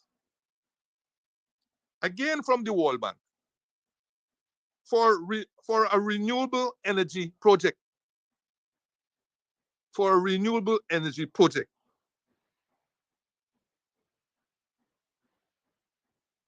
All of these loans are being taken at a time when it has already been shown that Guyana doesn't have capacity.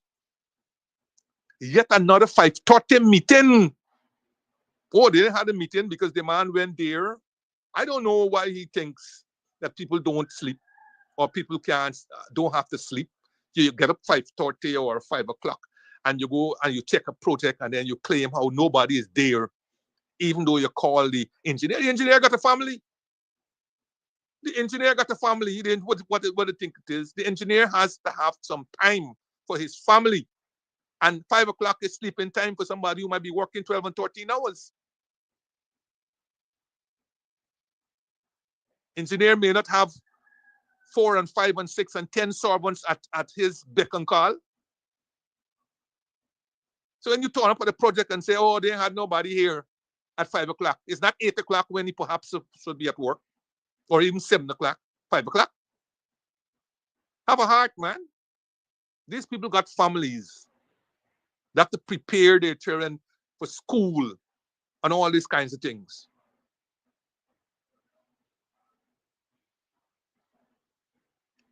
So yet another 5 o'clock meeting, or 5:30, that has found all the projects that he visited short or wanting. And if these people had to project anything in this country, we would all be in the sea, waiting for the tsunami or covered by the tsunami. You read today's papers, this school is not going to finish. It's now being pushed back to this time. That school is not going to be finished. It's now being pushed back to this time. What it is that these people don't understand? What is it that they don't understand? In January, a school that you said you pushed from December last year to January this year, and that you said, oh, it will be March. Now you say, no, oh, no, it's going to be May. What it is that they don't understand. Another school you go and you say, well, and now you have to go out and say how a contractor who won a bid by open competition. Yes, every time you're hearing that now, who won a bid by open competition? What is this thing about won a bid by open competition and versus whatever it is at all? Is that going to give you a reprieve? Or is that going to make us more confident that indeed this was a contractor who could have done the job? After all, didn't the one that they call critic, didn't he win a bid through open competition? Did he win such a bid through open competition? So what is this nonsense about open competition? The long and short do is that it is a rare occurrence for a project to finish on time in this country. Due to all kinds of reasons. Some is the contractor, some is supply of materials, all kinds of different stories you have. Shortage of labor and all the things which we will come to, hopefully, and so on. But the point is, why are you taking more and more loans? Why are you taking more and more loans in a country where you don't have capacity of all kinds? There's a large capacity gap. It's a skill problem. It's an equipment problem. It's a technology problem. It's materials problem. And you're still taking more and more loans.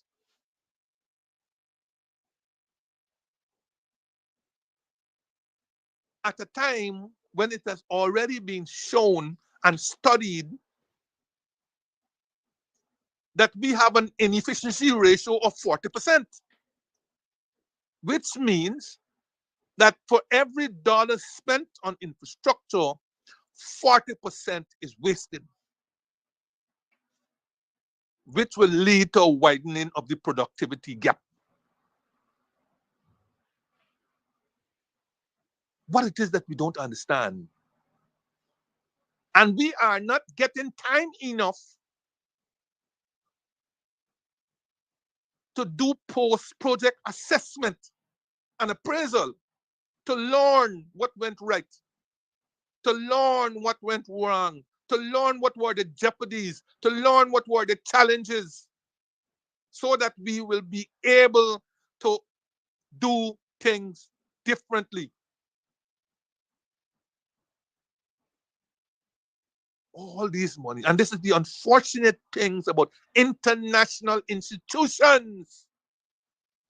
They are willing to lend you on some nebulous criteria that you are now a high income country, and therefore you can absorb the debt. They don't care anymore whether the monies are being used good or in an efficient manner and all these kinds of things. They have ratios themselves to meet. If they don't lend the money, then they can't get new monies. So they must keep lending you the money.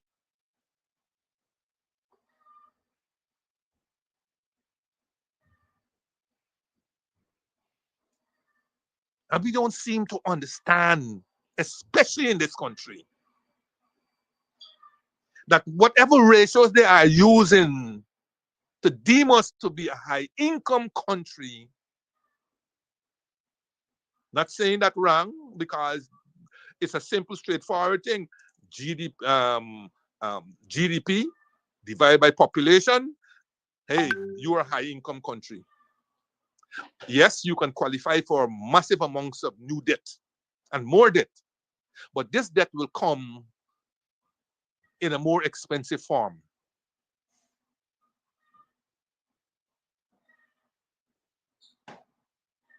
And so we are able now to lend you far more overnight, eh? Overnight. Because imagine you having a rockadong economy, a donkey cart economy. You having a donkey cart economy prior to 2020. In 2 years, you're getting a Cadillac economy. In 2 years, you're getting a Cadillac economy due to statistics. Not due to any development in the country, due to statistics. Let's be clear.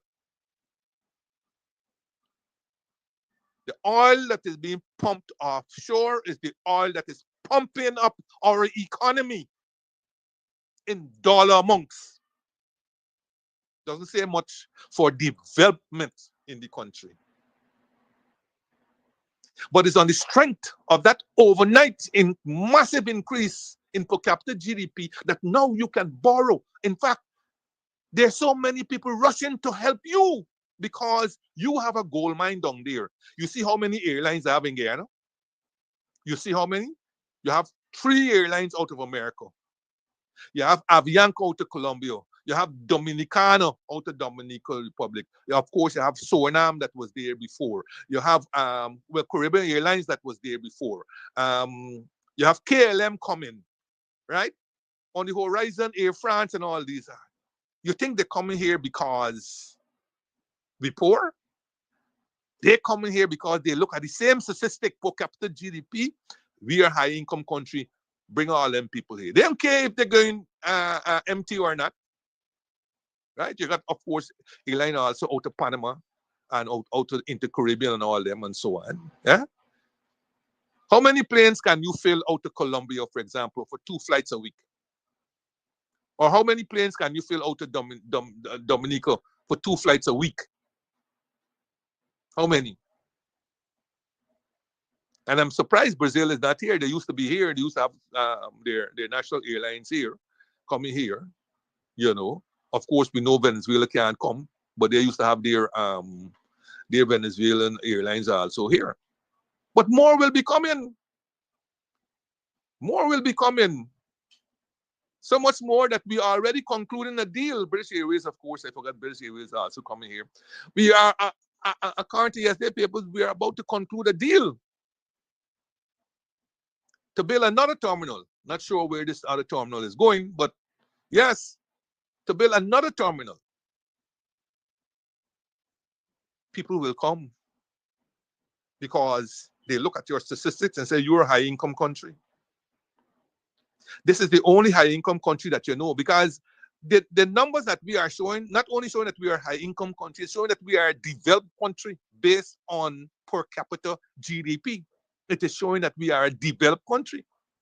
But this will be the only developed country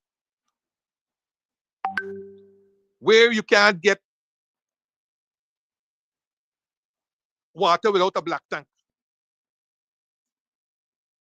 or where you can't get connectivity among the towns or the regions and so on. So we know we're not developed status. And while we're high income according to GDP that includes oil, when you scrape away oil, when you extract the oil and we come to what is called non-oil GDP, which is also it's a very nebulous concept. Because if you have no oil and oil-related activities, you are down to economy pre-2015. And that is what you will see. So when you talk also here about non-oil GDP, it's a nebulous concept. Because in that non-oil GDP are oil-related activities that are contributing to the non-oil GDP.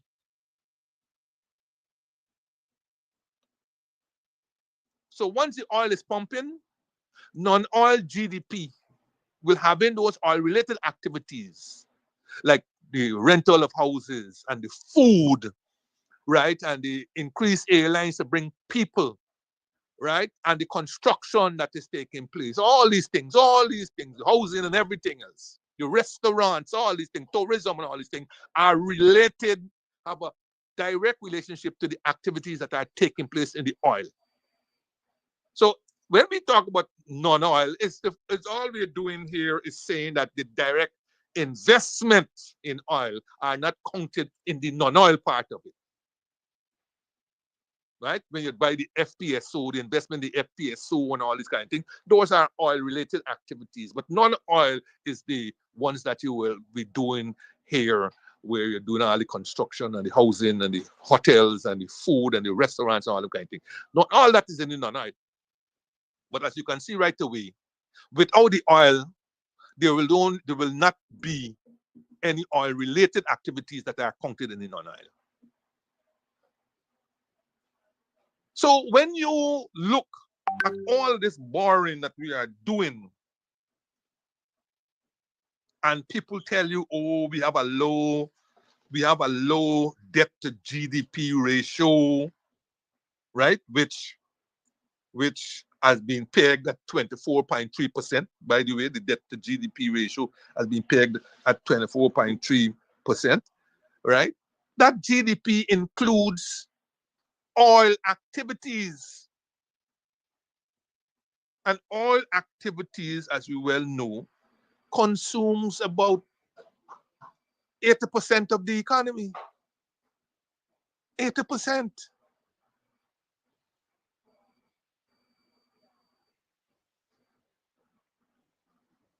And let us be very clear.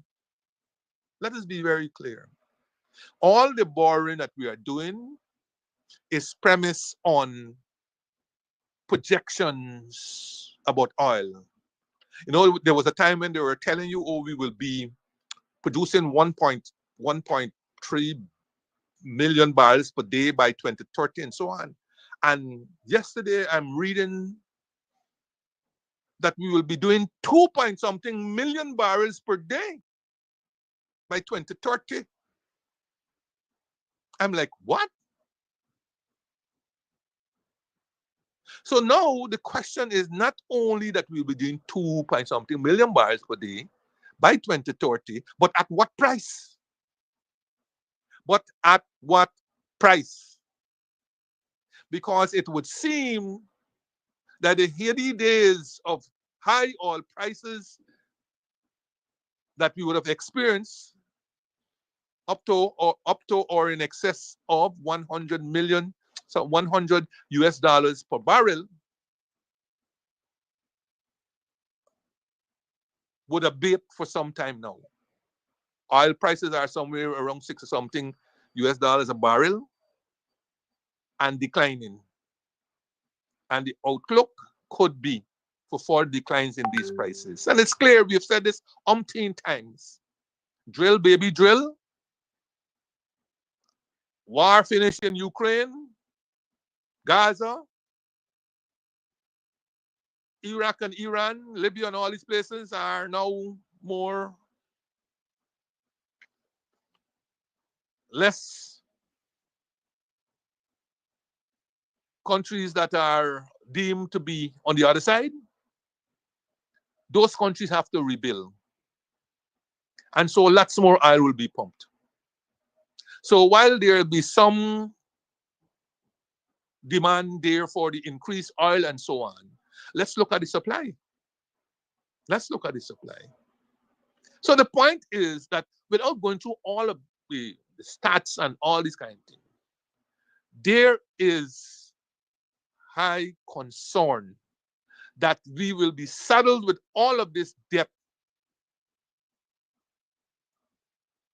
and our capacity to repay it, given the nature of the debt, will be concerning.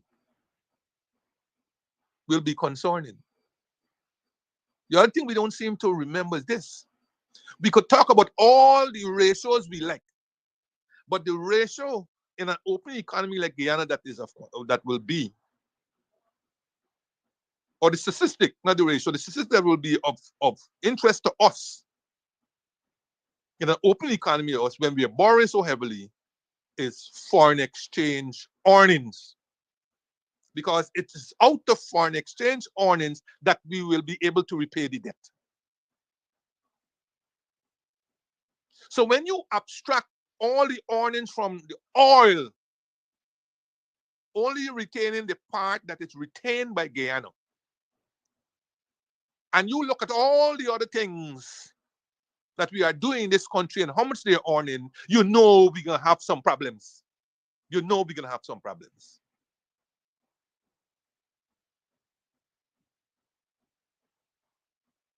So I don't want the IMF to come here and whitewash the concerns that we will have here. And at the same time, I don't want them to paint a grim or blue. I want them to paint a balanced picture of what is happening here. Don't tell us blandly that the formula for the withdrawal rule was changed in 2024, allowing the government to expand the infrastructure program. What on earth that means to us? What does that mean to us? You already had indicated in one of your own studies that our inefficiency ratio is 40%. So what is this business about expanding the infrastructure program without showing that that expansion has led to some level of improvement in the ratios that you deal with and so on? And more important, how come you make no comment about the fact that this depletion of our natural resources, our natural resource fund, will have implications for us down the road? How come you didn't say much about that? Don't tell me about nuanced diplomacy. They talked about buffer stocks, about creating a fund for buffer stocks and all these kind of things. Let us talk the language that our people here understand, which is you are depleting the natural resource fund at the time when you have stepped up your external borrowing and your local borrowing. And this is more than just concerning. After all, if you are drawing out so much money out of your natural resource fund, then you don't need it in the first place. Why you don't let all the money go into the consult fund and story done? You don't need to save anything according to what you have here right now. You don't need to save anything.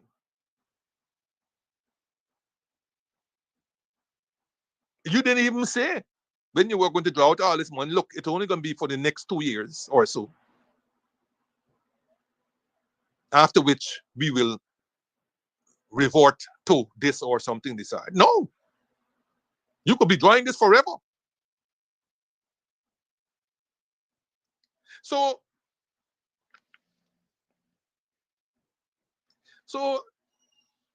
yes,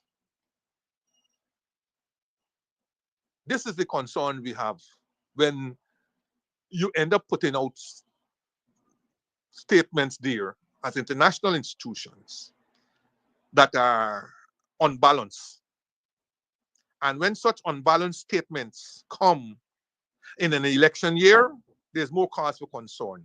Everybody will remember that in 2020, you had this so-called NGO or whatever, form or whatever, that came out that talked about how much money the country was losing because of the PSA that we signed with Exxon. Only for them to retract it. And they're in disgrace after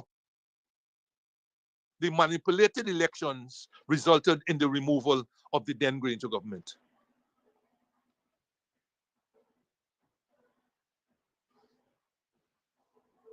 It is hard to appreciate some of these things when you know where they are tending or trending. And this concluding statement is a disappointment. I maintain it's a disappointment. I'm not interested at this stage in nuanced diplomacy. I am interested in a balanced concluding statement that indeed points to what has been going good, indeed points to what is not so good, indeed points to risks, indeed points to challenges. And even though the IMF can't tell the government because they're not in a fund program, when these things, these solutions or recommendations that they were made should be implemented. Can't tell them that. May still indicate indicative dates by which these things must happen. It doesn't mean that the indicative dates are just that. Indicative. It doesn't mean that the government will be forced to think, because the government, as I said, unless the government is in an IMF fund program where targets are set before they can draw down on the fund's resources, the government is under no obligation to do anything that the fund talks about. It's not today the fund has been talking about the exchange rate issue. It's not today the fund has been talking about we should re-examine the exchange rate system that was put in there in the 1980s when we had a shortage of foreign currency and so on. It's not today that they've been talking about that. It's not today they've been talking about many other things. PFM, everything, PFM, public financial management, and so on. It's not today they've been talking about that. It's not today. And they will continue to talk about it until we get into a fund program when they could demand that it be done in the sense of it being a target under which you have to achieve before you get money. Not today. So they can write all those nuanced diplomacy things to the government, and the government will just use the unnuanced ones that praises them and forget about the rest, which is what they have been doing anyhow. Because you see them, the IMF have just come and they've given us a star rating in the economy, and the economy is well managed and so on. The economy is not overheating and so forth, right? And so on. So don't worry them who talking about the economy overheating and so on and so on. Look, we have got the stamp of approval from the IMF. They said we are managing the economy well. Well, you see the reason why they could say that, Mr. People Tom? Because they don't see nuanced diplomacy. They don't see nuanced diplomacy. All right? And just before we go, let us deal quickly with this topic here. The one that has been trending. Now, in Starbuck News, March 14, 2025, there was this headline called Unemployment in Guyana, Largely Voluntary. Private Sector Commission tells the IMF team. It was the most shocking headline. But let us see what was in this article. In the article, it is reported that one, the Private Sector Commission made claims that every economic sector in Guyana is experiencing growth.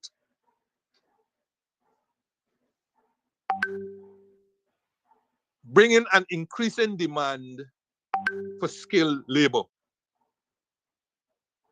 They also claim that the abundance of economic activities have created opportunities and jobs for everyone. And they had also highlighted the fact that labor costs in the private sector have increased by more than 60% over the last 4 years. Now,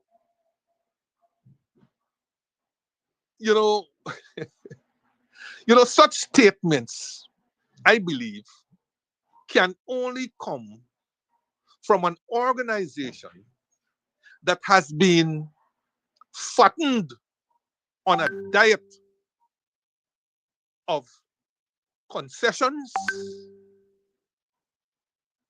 fiscal and otherwise,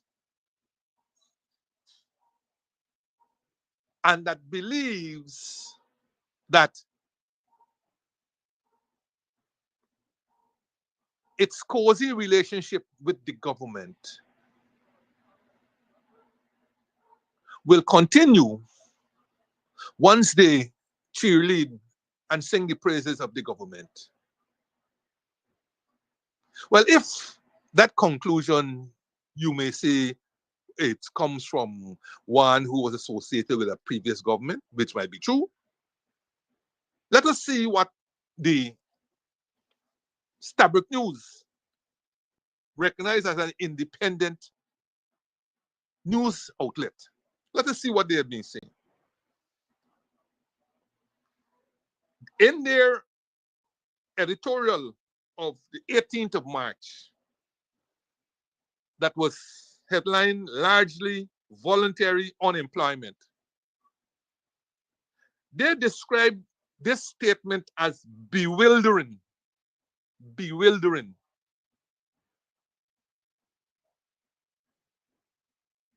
They describe the statement as bewildering. Describe the private sector's obsequiousness and pandering to the government. They said that Guyana today is no employment paradise. And let me quote them. They said, the private sector commission has done a disservice to the unemployed in this country and has further cemented its image as a mouthpiece of the governing PPPC. Let me quote them again. Apart from the oil and gas sector, construction, and central government, parts of hospitality sector and the parts of the hospitality sector, there is little evidence of significant hiring. Instead, some sectors such as business process outsourcing have seen contractions. You know, this is the private sector, right? This is the private sector who couldn't even put together monies to build their own or to refurbish their own headquarters. They had to go to the European Union a couple of years back to get funding to refurbish their own headquarters. This is a private sector that don't like to do studies. They depend on the government to do whatever little studies that the government does. And in many cases, don't even make the results available to the public. Like, for example, the census. They don't do any studies. They will come out and they will make these unresearched statements that have no backing in reality, statements that have no analysis, no data. I had the devil's job as the Minister of Finance when meeting with the Private Sector Commission for them to show me evidence of what they were coming to me with. You know, they'll come with a long line of requests for concessions. Oh, this is not working well. Oh, this is not happening. Oh, this sector is not growing. What is the remedy? Oh, well, you know, if you free up if you take off the tax here, if you take off the tax there, if you do this there, if you give you a subsidy here, all these kind of things. And you said, okay, do you have a study that you have done in the sector that points to the problems and where the government can help? No, they don't have any. Are you willing to do such study? They begin to backtrack, backpedal. It is as if their divine talk is what you should go on. They did no study, not even an anecdotal study about unemployment in this country, but have now concluded that it is largely voluntary. You choose not to work. This is the assumption, is what I'm thinking, because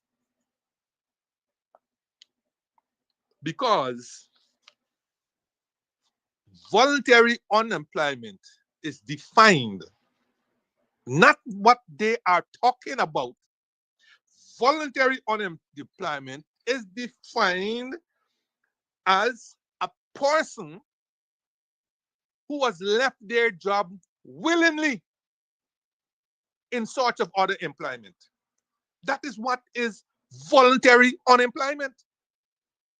Not what the private sector gurus sat down and told the fund, that unemployment in Guyana is largely voluntary.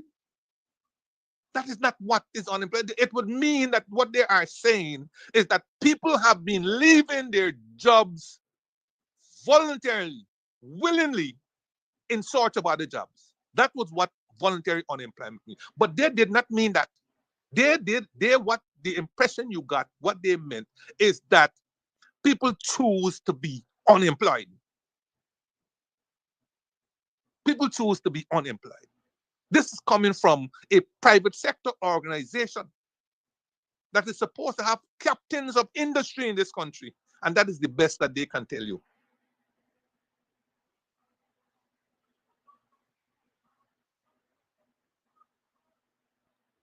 And as I've given you the definition of voluntary unemployment, let me tell you also, involuntary unemployment occurs when a person is fired or laid off and must now go looking for another job.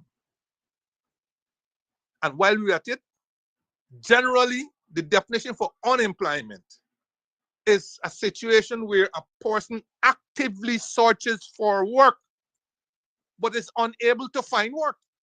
That is what is unemployment. The person must be actively searching for work and can't find work. That is what is unemployment. And in today's paper, they have doubled down.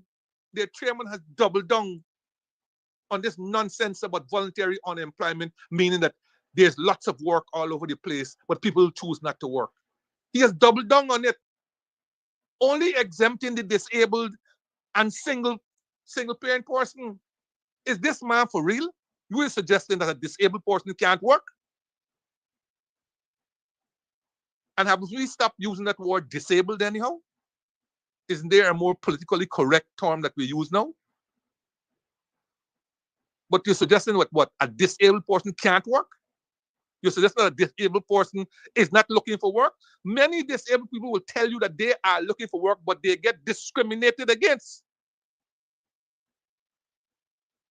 They are looking for work. They can't work. What is wrong with a person who is blind, but who has a master's degree or a second degree, say, in something, but you're not going to employ them? But they are deemed to be disabled because they're blind. And you were telling me that single parents don't work? Does this man know how many single parents are working? Does this man know how many single parents are looking for work? And you're the chairman of the private sector commission?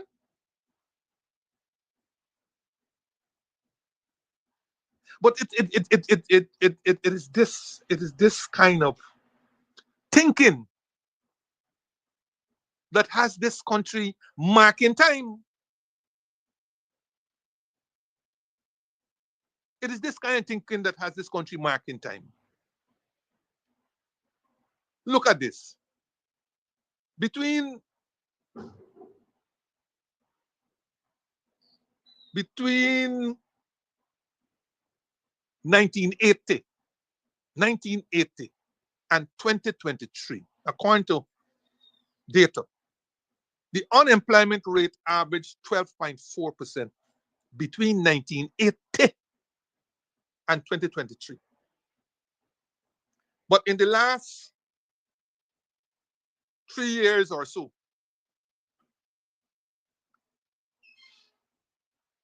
in 2023, the unemployment rate was 12.43%, slightly below the average for the entire period 1980 to 2023. In 2024, it is estimated that the unemployment rate climbed to 13.5%. It is projected to be 13% in 2025 and 12.5% in 2026. In the fastest growing economy, the projected rate of unemployment in 2026 will be no different than the average unemployment rate for the period 1980 to 2023. Can you believe it? But of course, these guys don't work with numbers. They don't work with things. They don't have to, because they can run to the government, complain, and get a concession wiped off here. The government does no analysis itself, but it's the pandering that comes from both sides. The pandering that comes from both sides. And as the government destroys the tax structure in the hope that it will create jobs, the government ought to recognize that it's not working. It is not working. They're getting played. They're getting played. That is what they are. And let me indicate, the so-called temporary 10-day program is now becoming permanent and becoming a political issue. If you dare say that you're going to remove the 10-day work program, were you to win elections this year, then you're looking to lose votes. Because now the 10-day work program, temporary work program, has become a political program. Political program. That is what it has become, a political program. People have come to me, youths, and by the way, the youth unemployment is the highest. It's the highest. It's a stubborn number that seems to be rising all the time. People have come to me, stop me, Mr. Jordan, you know anything about the 10-day work program? Well, I can tell you bluntly, I know nothing about this 10-day work program. I don't know how it operates. I don't know who you have to go through, nothing at all. But it always grieves me that I can't help these people who come and ask me if I know anything about the 10-day work program. But the 10-day work program has been hijacked by the PPP politicos. It has been hijacked. And now that is now apparently being counted as part of the employment figures.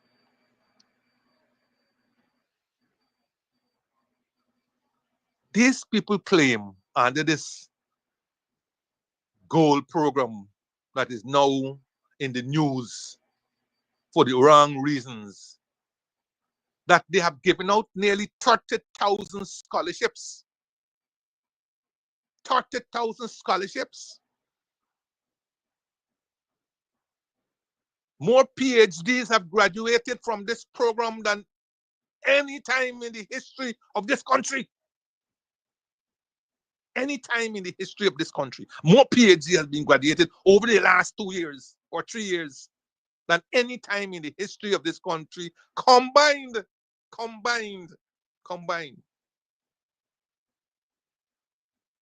So where are these people? Because you hear the private sector still complaining about skill and skill and skill and skill. Who's on skill and who's semi-skill and so on. But one thing that the private sector don't seem to understand, wage is a derived demand. Wages is a derived demand. Now, I went through Gordon Mosley's Facebook page on this particular item, and maybe the private sector should read some of the comments that have been put there by people.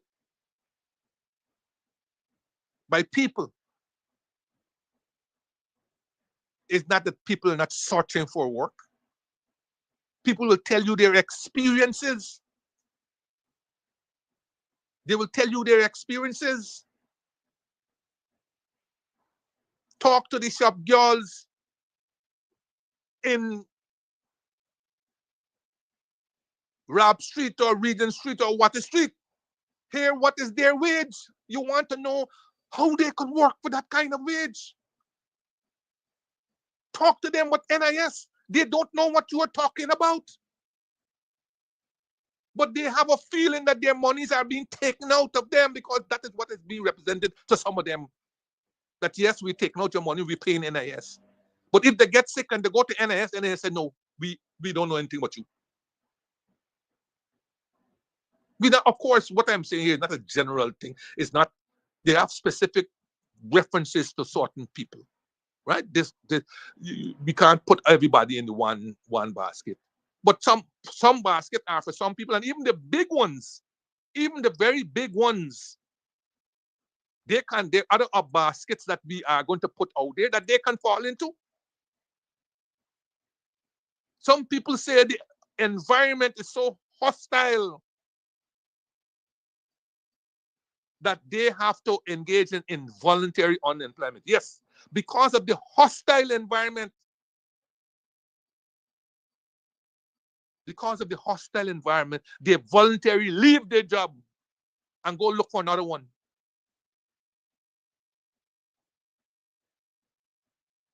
And the minimum wage in the private sector is $60,000. And that has only been there for the last couple of years. And prior to that, I think it was 40 something thousand dollars. A whole year, a whole month. Now, who works for that kind of money and what will it do? Who works for that kind of money? What will it do? And the government loves to crow about, oh, people are leaving the private sector and coming into the government sector.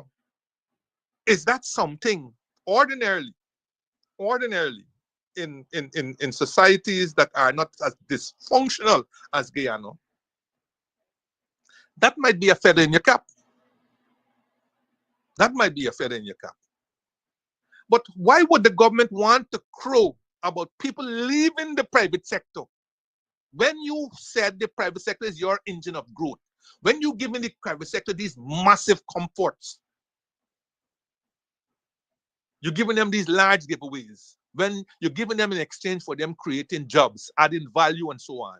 But you are crowing every day how things are so good in the government sector that people in the private sector are leaving and coming over to you in the public sector.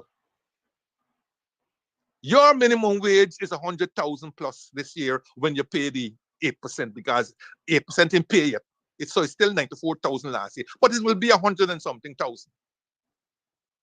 But the people in the private sector, they will still only get 60,000. They will still only get 60,000. But they will face the rising prices of the oil economy. And you are saying the private sector main man is saying unemployment is largely voluntary. In other words, then, there is work, but you don't want to work. There's so many things wrong about that statement, and there's so many things wrong about this government. This government closed down nursing schools, opened them in their preferred areas, chase away nurses, and bring nurses at a better remuneration package than they were paying the nurses that are here and who understand we Creoles and everything else. They can bring nurses who you have to have somebody to interpret for the ones who speak in Spanish and the ones who speak in Bangladeshi and Indian and all these kinds of stories, instead of working to produce our people and to show people here that Guyanese force, that is what America is doing, America force. No, not here. I saw 2 TikTok videos where the people went to the work site for jobs. They tell them no jobs, but their workforce was predominantly Venezuelans. Something to do with along the Heroes Highway, the extension of the Heroes Highway or something like that. 2 TikTok videos. I saw a TikTok video with Miss Singh, Althea Singh, a Douglas. I made this thing a couple of weeks ago, where her name got her an entree, which is a response. But when she turned up for the interview, it was a big story. It was a big story. You're talking about involuntary. You know, the private sector knows the things that people go through in looking for a job. They know. They know the rank discrimination that is taking place in this country. In all sectors. All sectors. All sectors. A couple of months ago, I went to pay my insurance at a certain insurance company. And when I walked in, this is the second year I'm doing this. When I walked in, I said, okay, the second year, maybe they changed. Let me go upstairs. when I went upstairs. It was worse than last year. It was worse than last year. Worse. There was only one kind of people who were in there. One kind. I called my favorite agent who looked like me. And he said, boy, I'm glad that you raised this matter. Because they then sent out some survey, some online survey, asking me about treatment and service and all this kind of thing. And what else can I say to improve? So, and when I tell them my observations and so on, they never responded to me. Well, maybe it was never expected to be responded to because of a survey. But that is not an aberration. It is not an aberration. People can tell you, you can walk into all kinds of places in this country. All kinds. And it will be the same thing. It is the same thing you experience. The same thing. And while Mr. Private Sector Commission Chairman appeared very cagey and unemployment is largely voluntary, when you disaggregate the employment by ethnicity and see who are the ones who are largely unemployed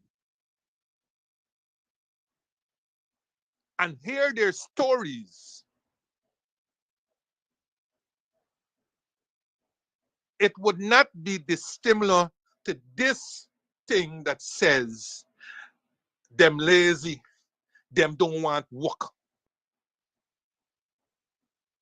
Them lazy, them don't want work. And this government claim that there are 50,000 jobs that have been created and they have exceeded their target. But when you ask them to disaggregate this 50,000 jobs, silence. Silence. Either they can't do it or they know the figures to be false. They know the figures to be false. And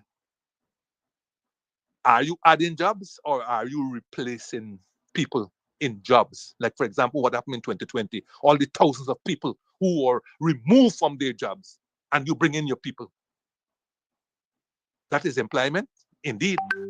But that is creating employment? No. No, it's not.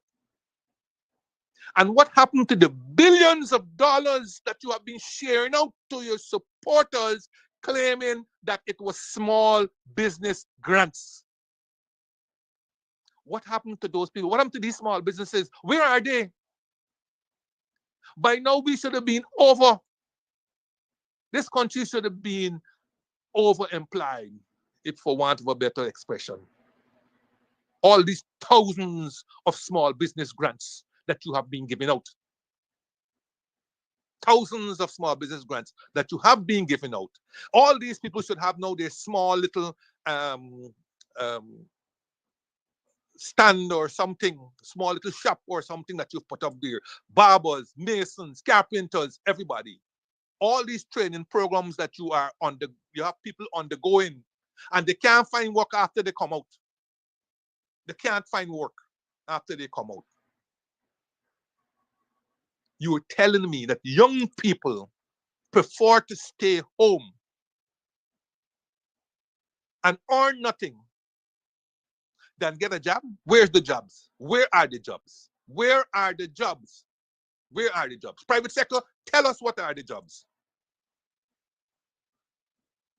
Tell us what are the jobs. And tell us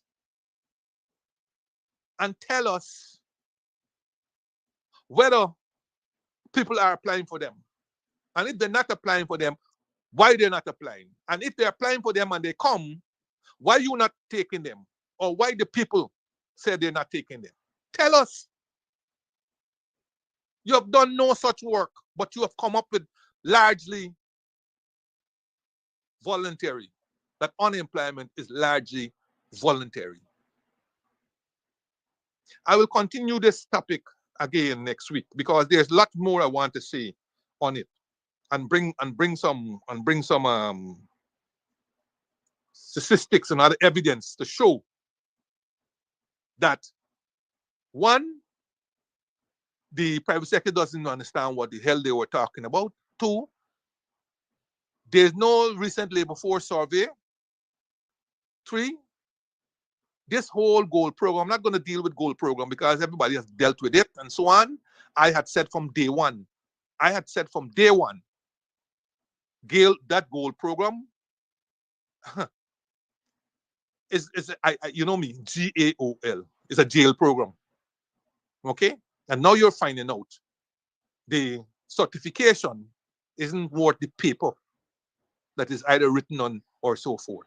Right? And that is where almost $15 billion, when you include this year's allocation, would have been spent on a program that is of virtually no use to this country. Okay? But everything that is being done in this country is not to put Guyana first. I am saying 10 years from now, if that long, people are not going to recognize the composition of this country. Certain people are going to pass for grass. It started already. They are going to pass for grass. It started already. And the coloration that is happening in this country, you go and look and you see Venezuelans are now favored more than Guyanese. You go into the shops. I tell you last week or the week before, went into this shop. Person can't speak English, but you can point and show and so on. They're from Venezuela, they're from Cuba, right? And all these kinds of stories. Certain kinds of people in this country are going to be passed for grass. And y'all know what's happened to grass. All right? Kedaki? I'm ready. I know you're right. So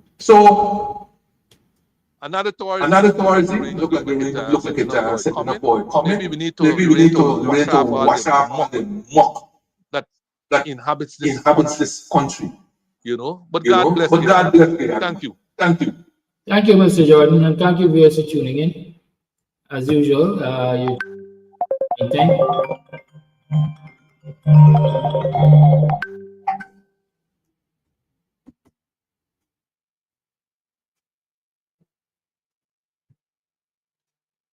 As you tune to the Guyanese morning time, it's 26 minutes past the 9 o'clock hour on the 20th day of March in the year 2025. Usually from our songs, let me play this one for you.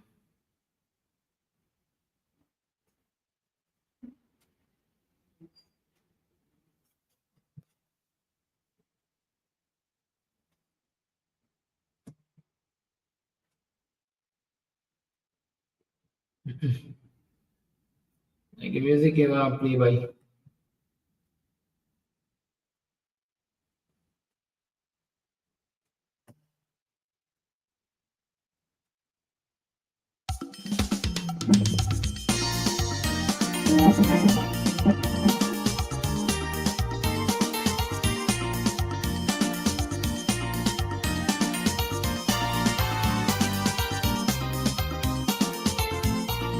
She was born in Guyana, and she brave like hell. Her name is Melissa, better known as Nelly Mel.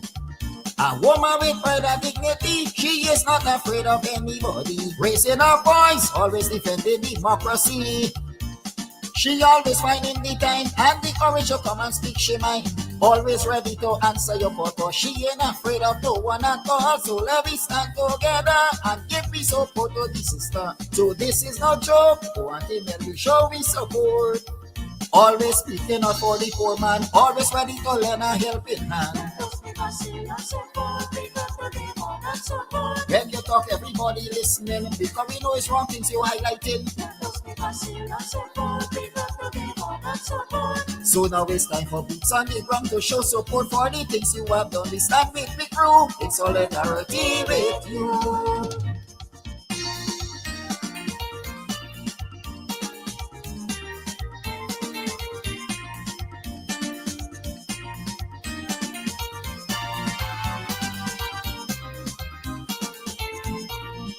Every day we does see people complaining to Auntie Nelly. And what she does do is highlight all the issue. And it is a fuck up to this day. She never ever turned anyone away. It was her duty to take complaint from anybody.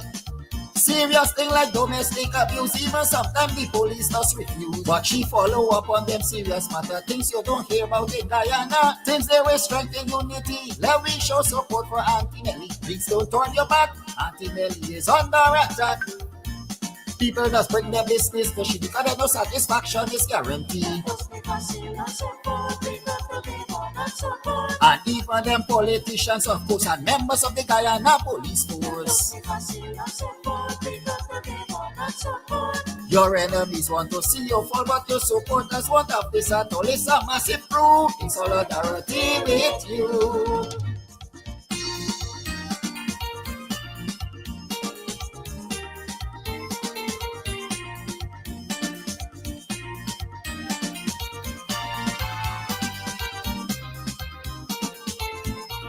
I cannot understand where Melly Mel went to get this information to shake up an entire government. But to be something very serious, making all of them very nervous. We would like to know why politicians fighting she so. That information must be terrible, that got this government uncomfortable. Before she exposed them to the world, they tried their best to get rid of her. And all them fraudulent illicit things they don't want out to reveal. And skullduggery that going on in the ministry. People inside them government office call she and tell she all their business. Even one of them who don't get sanctioned now demand dishing out information.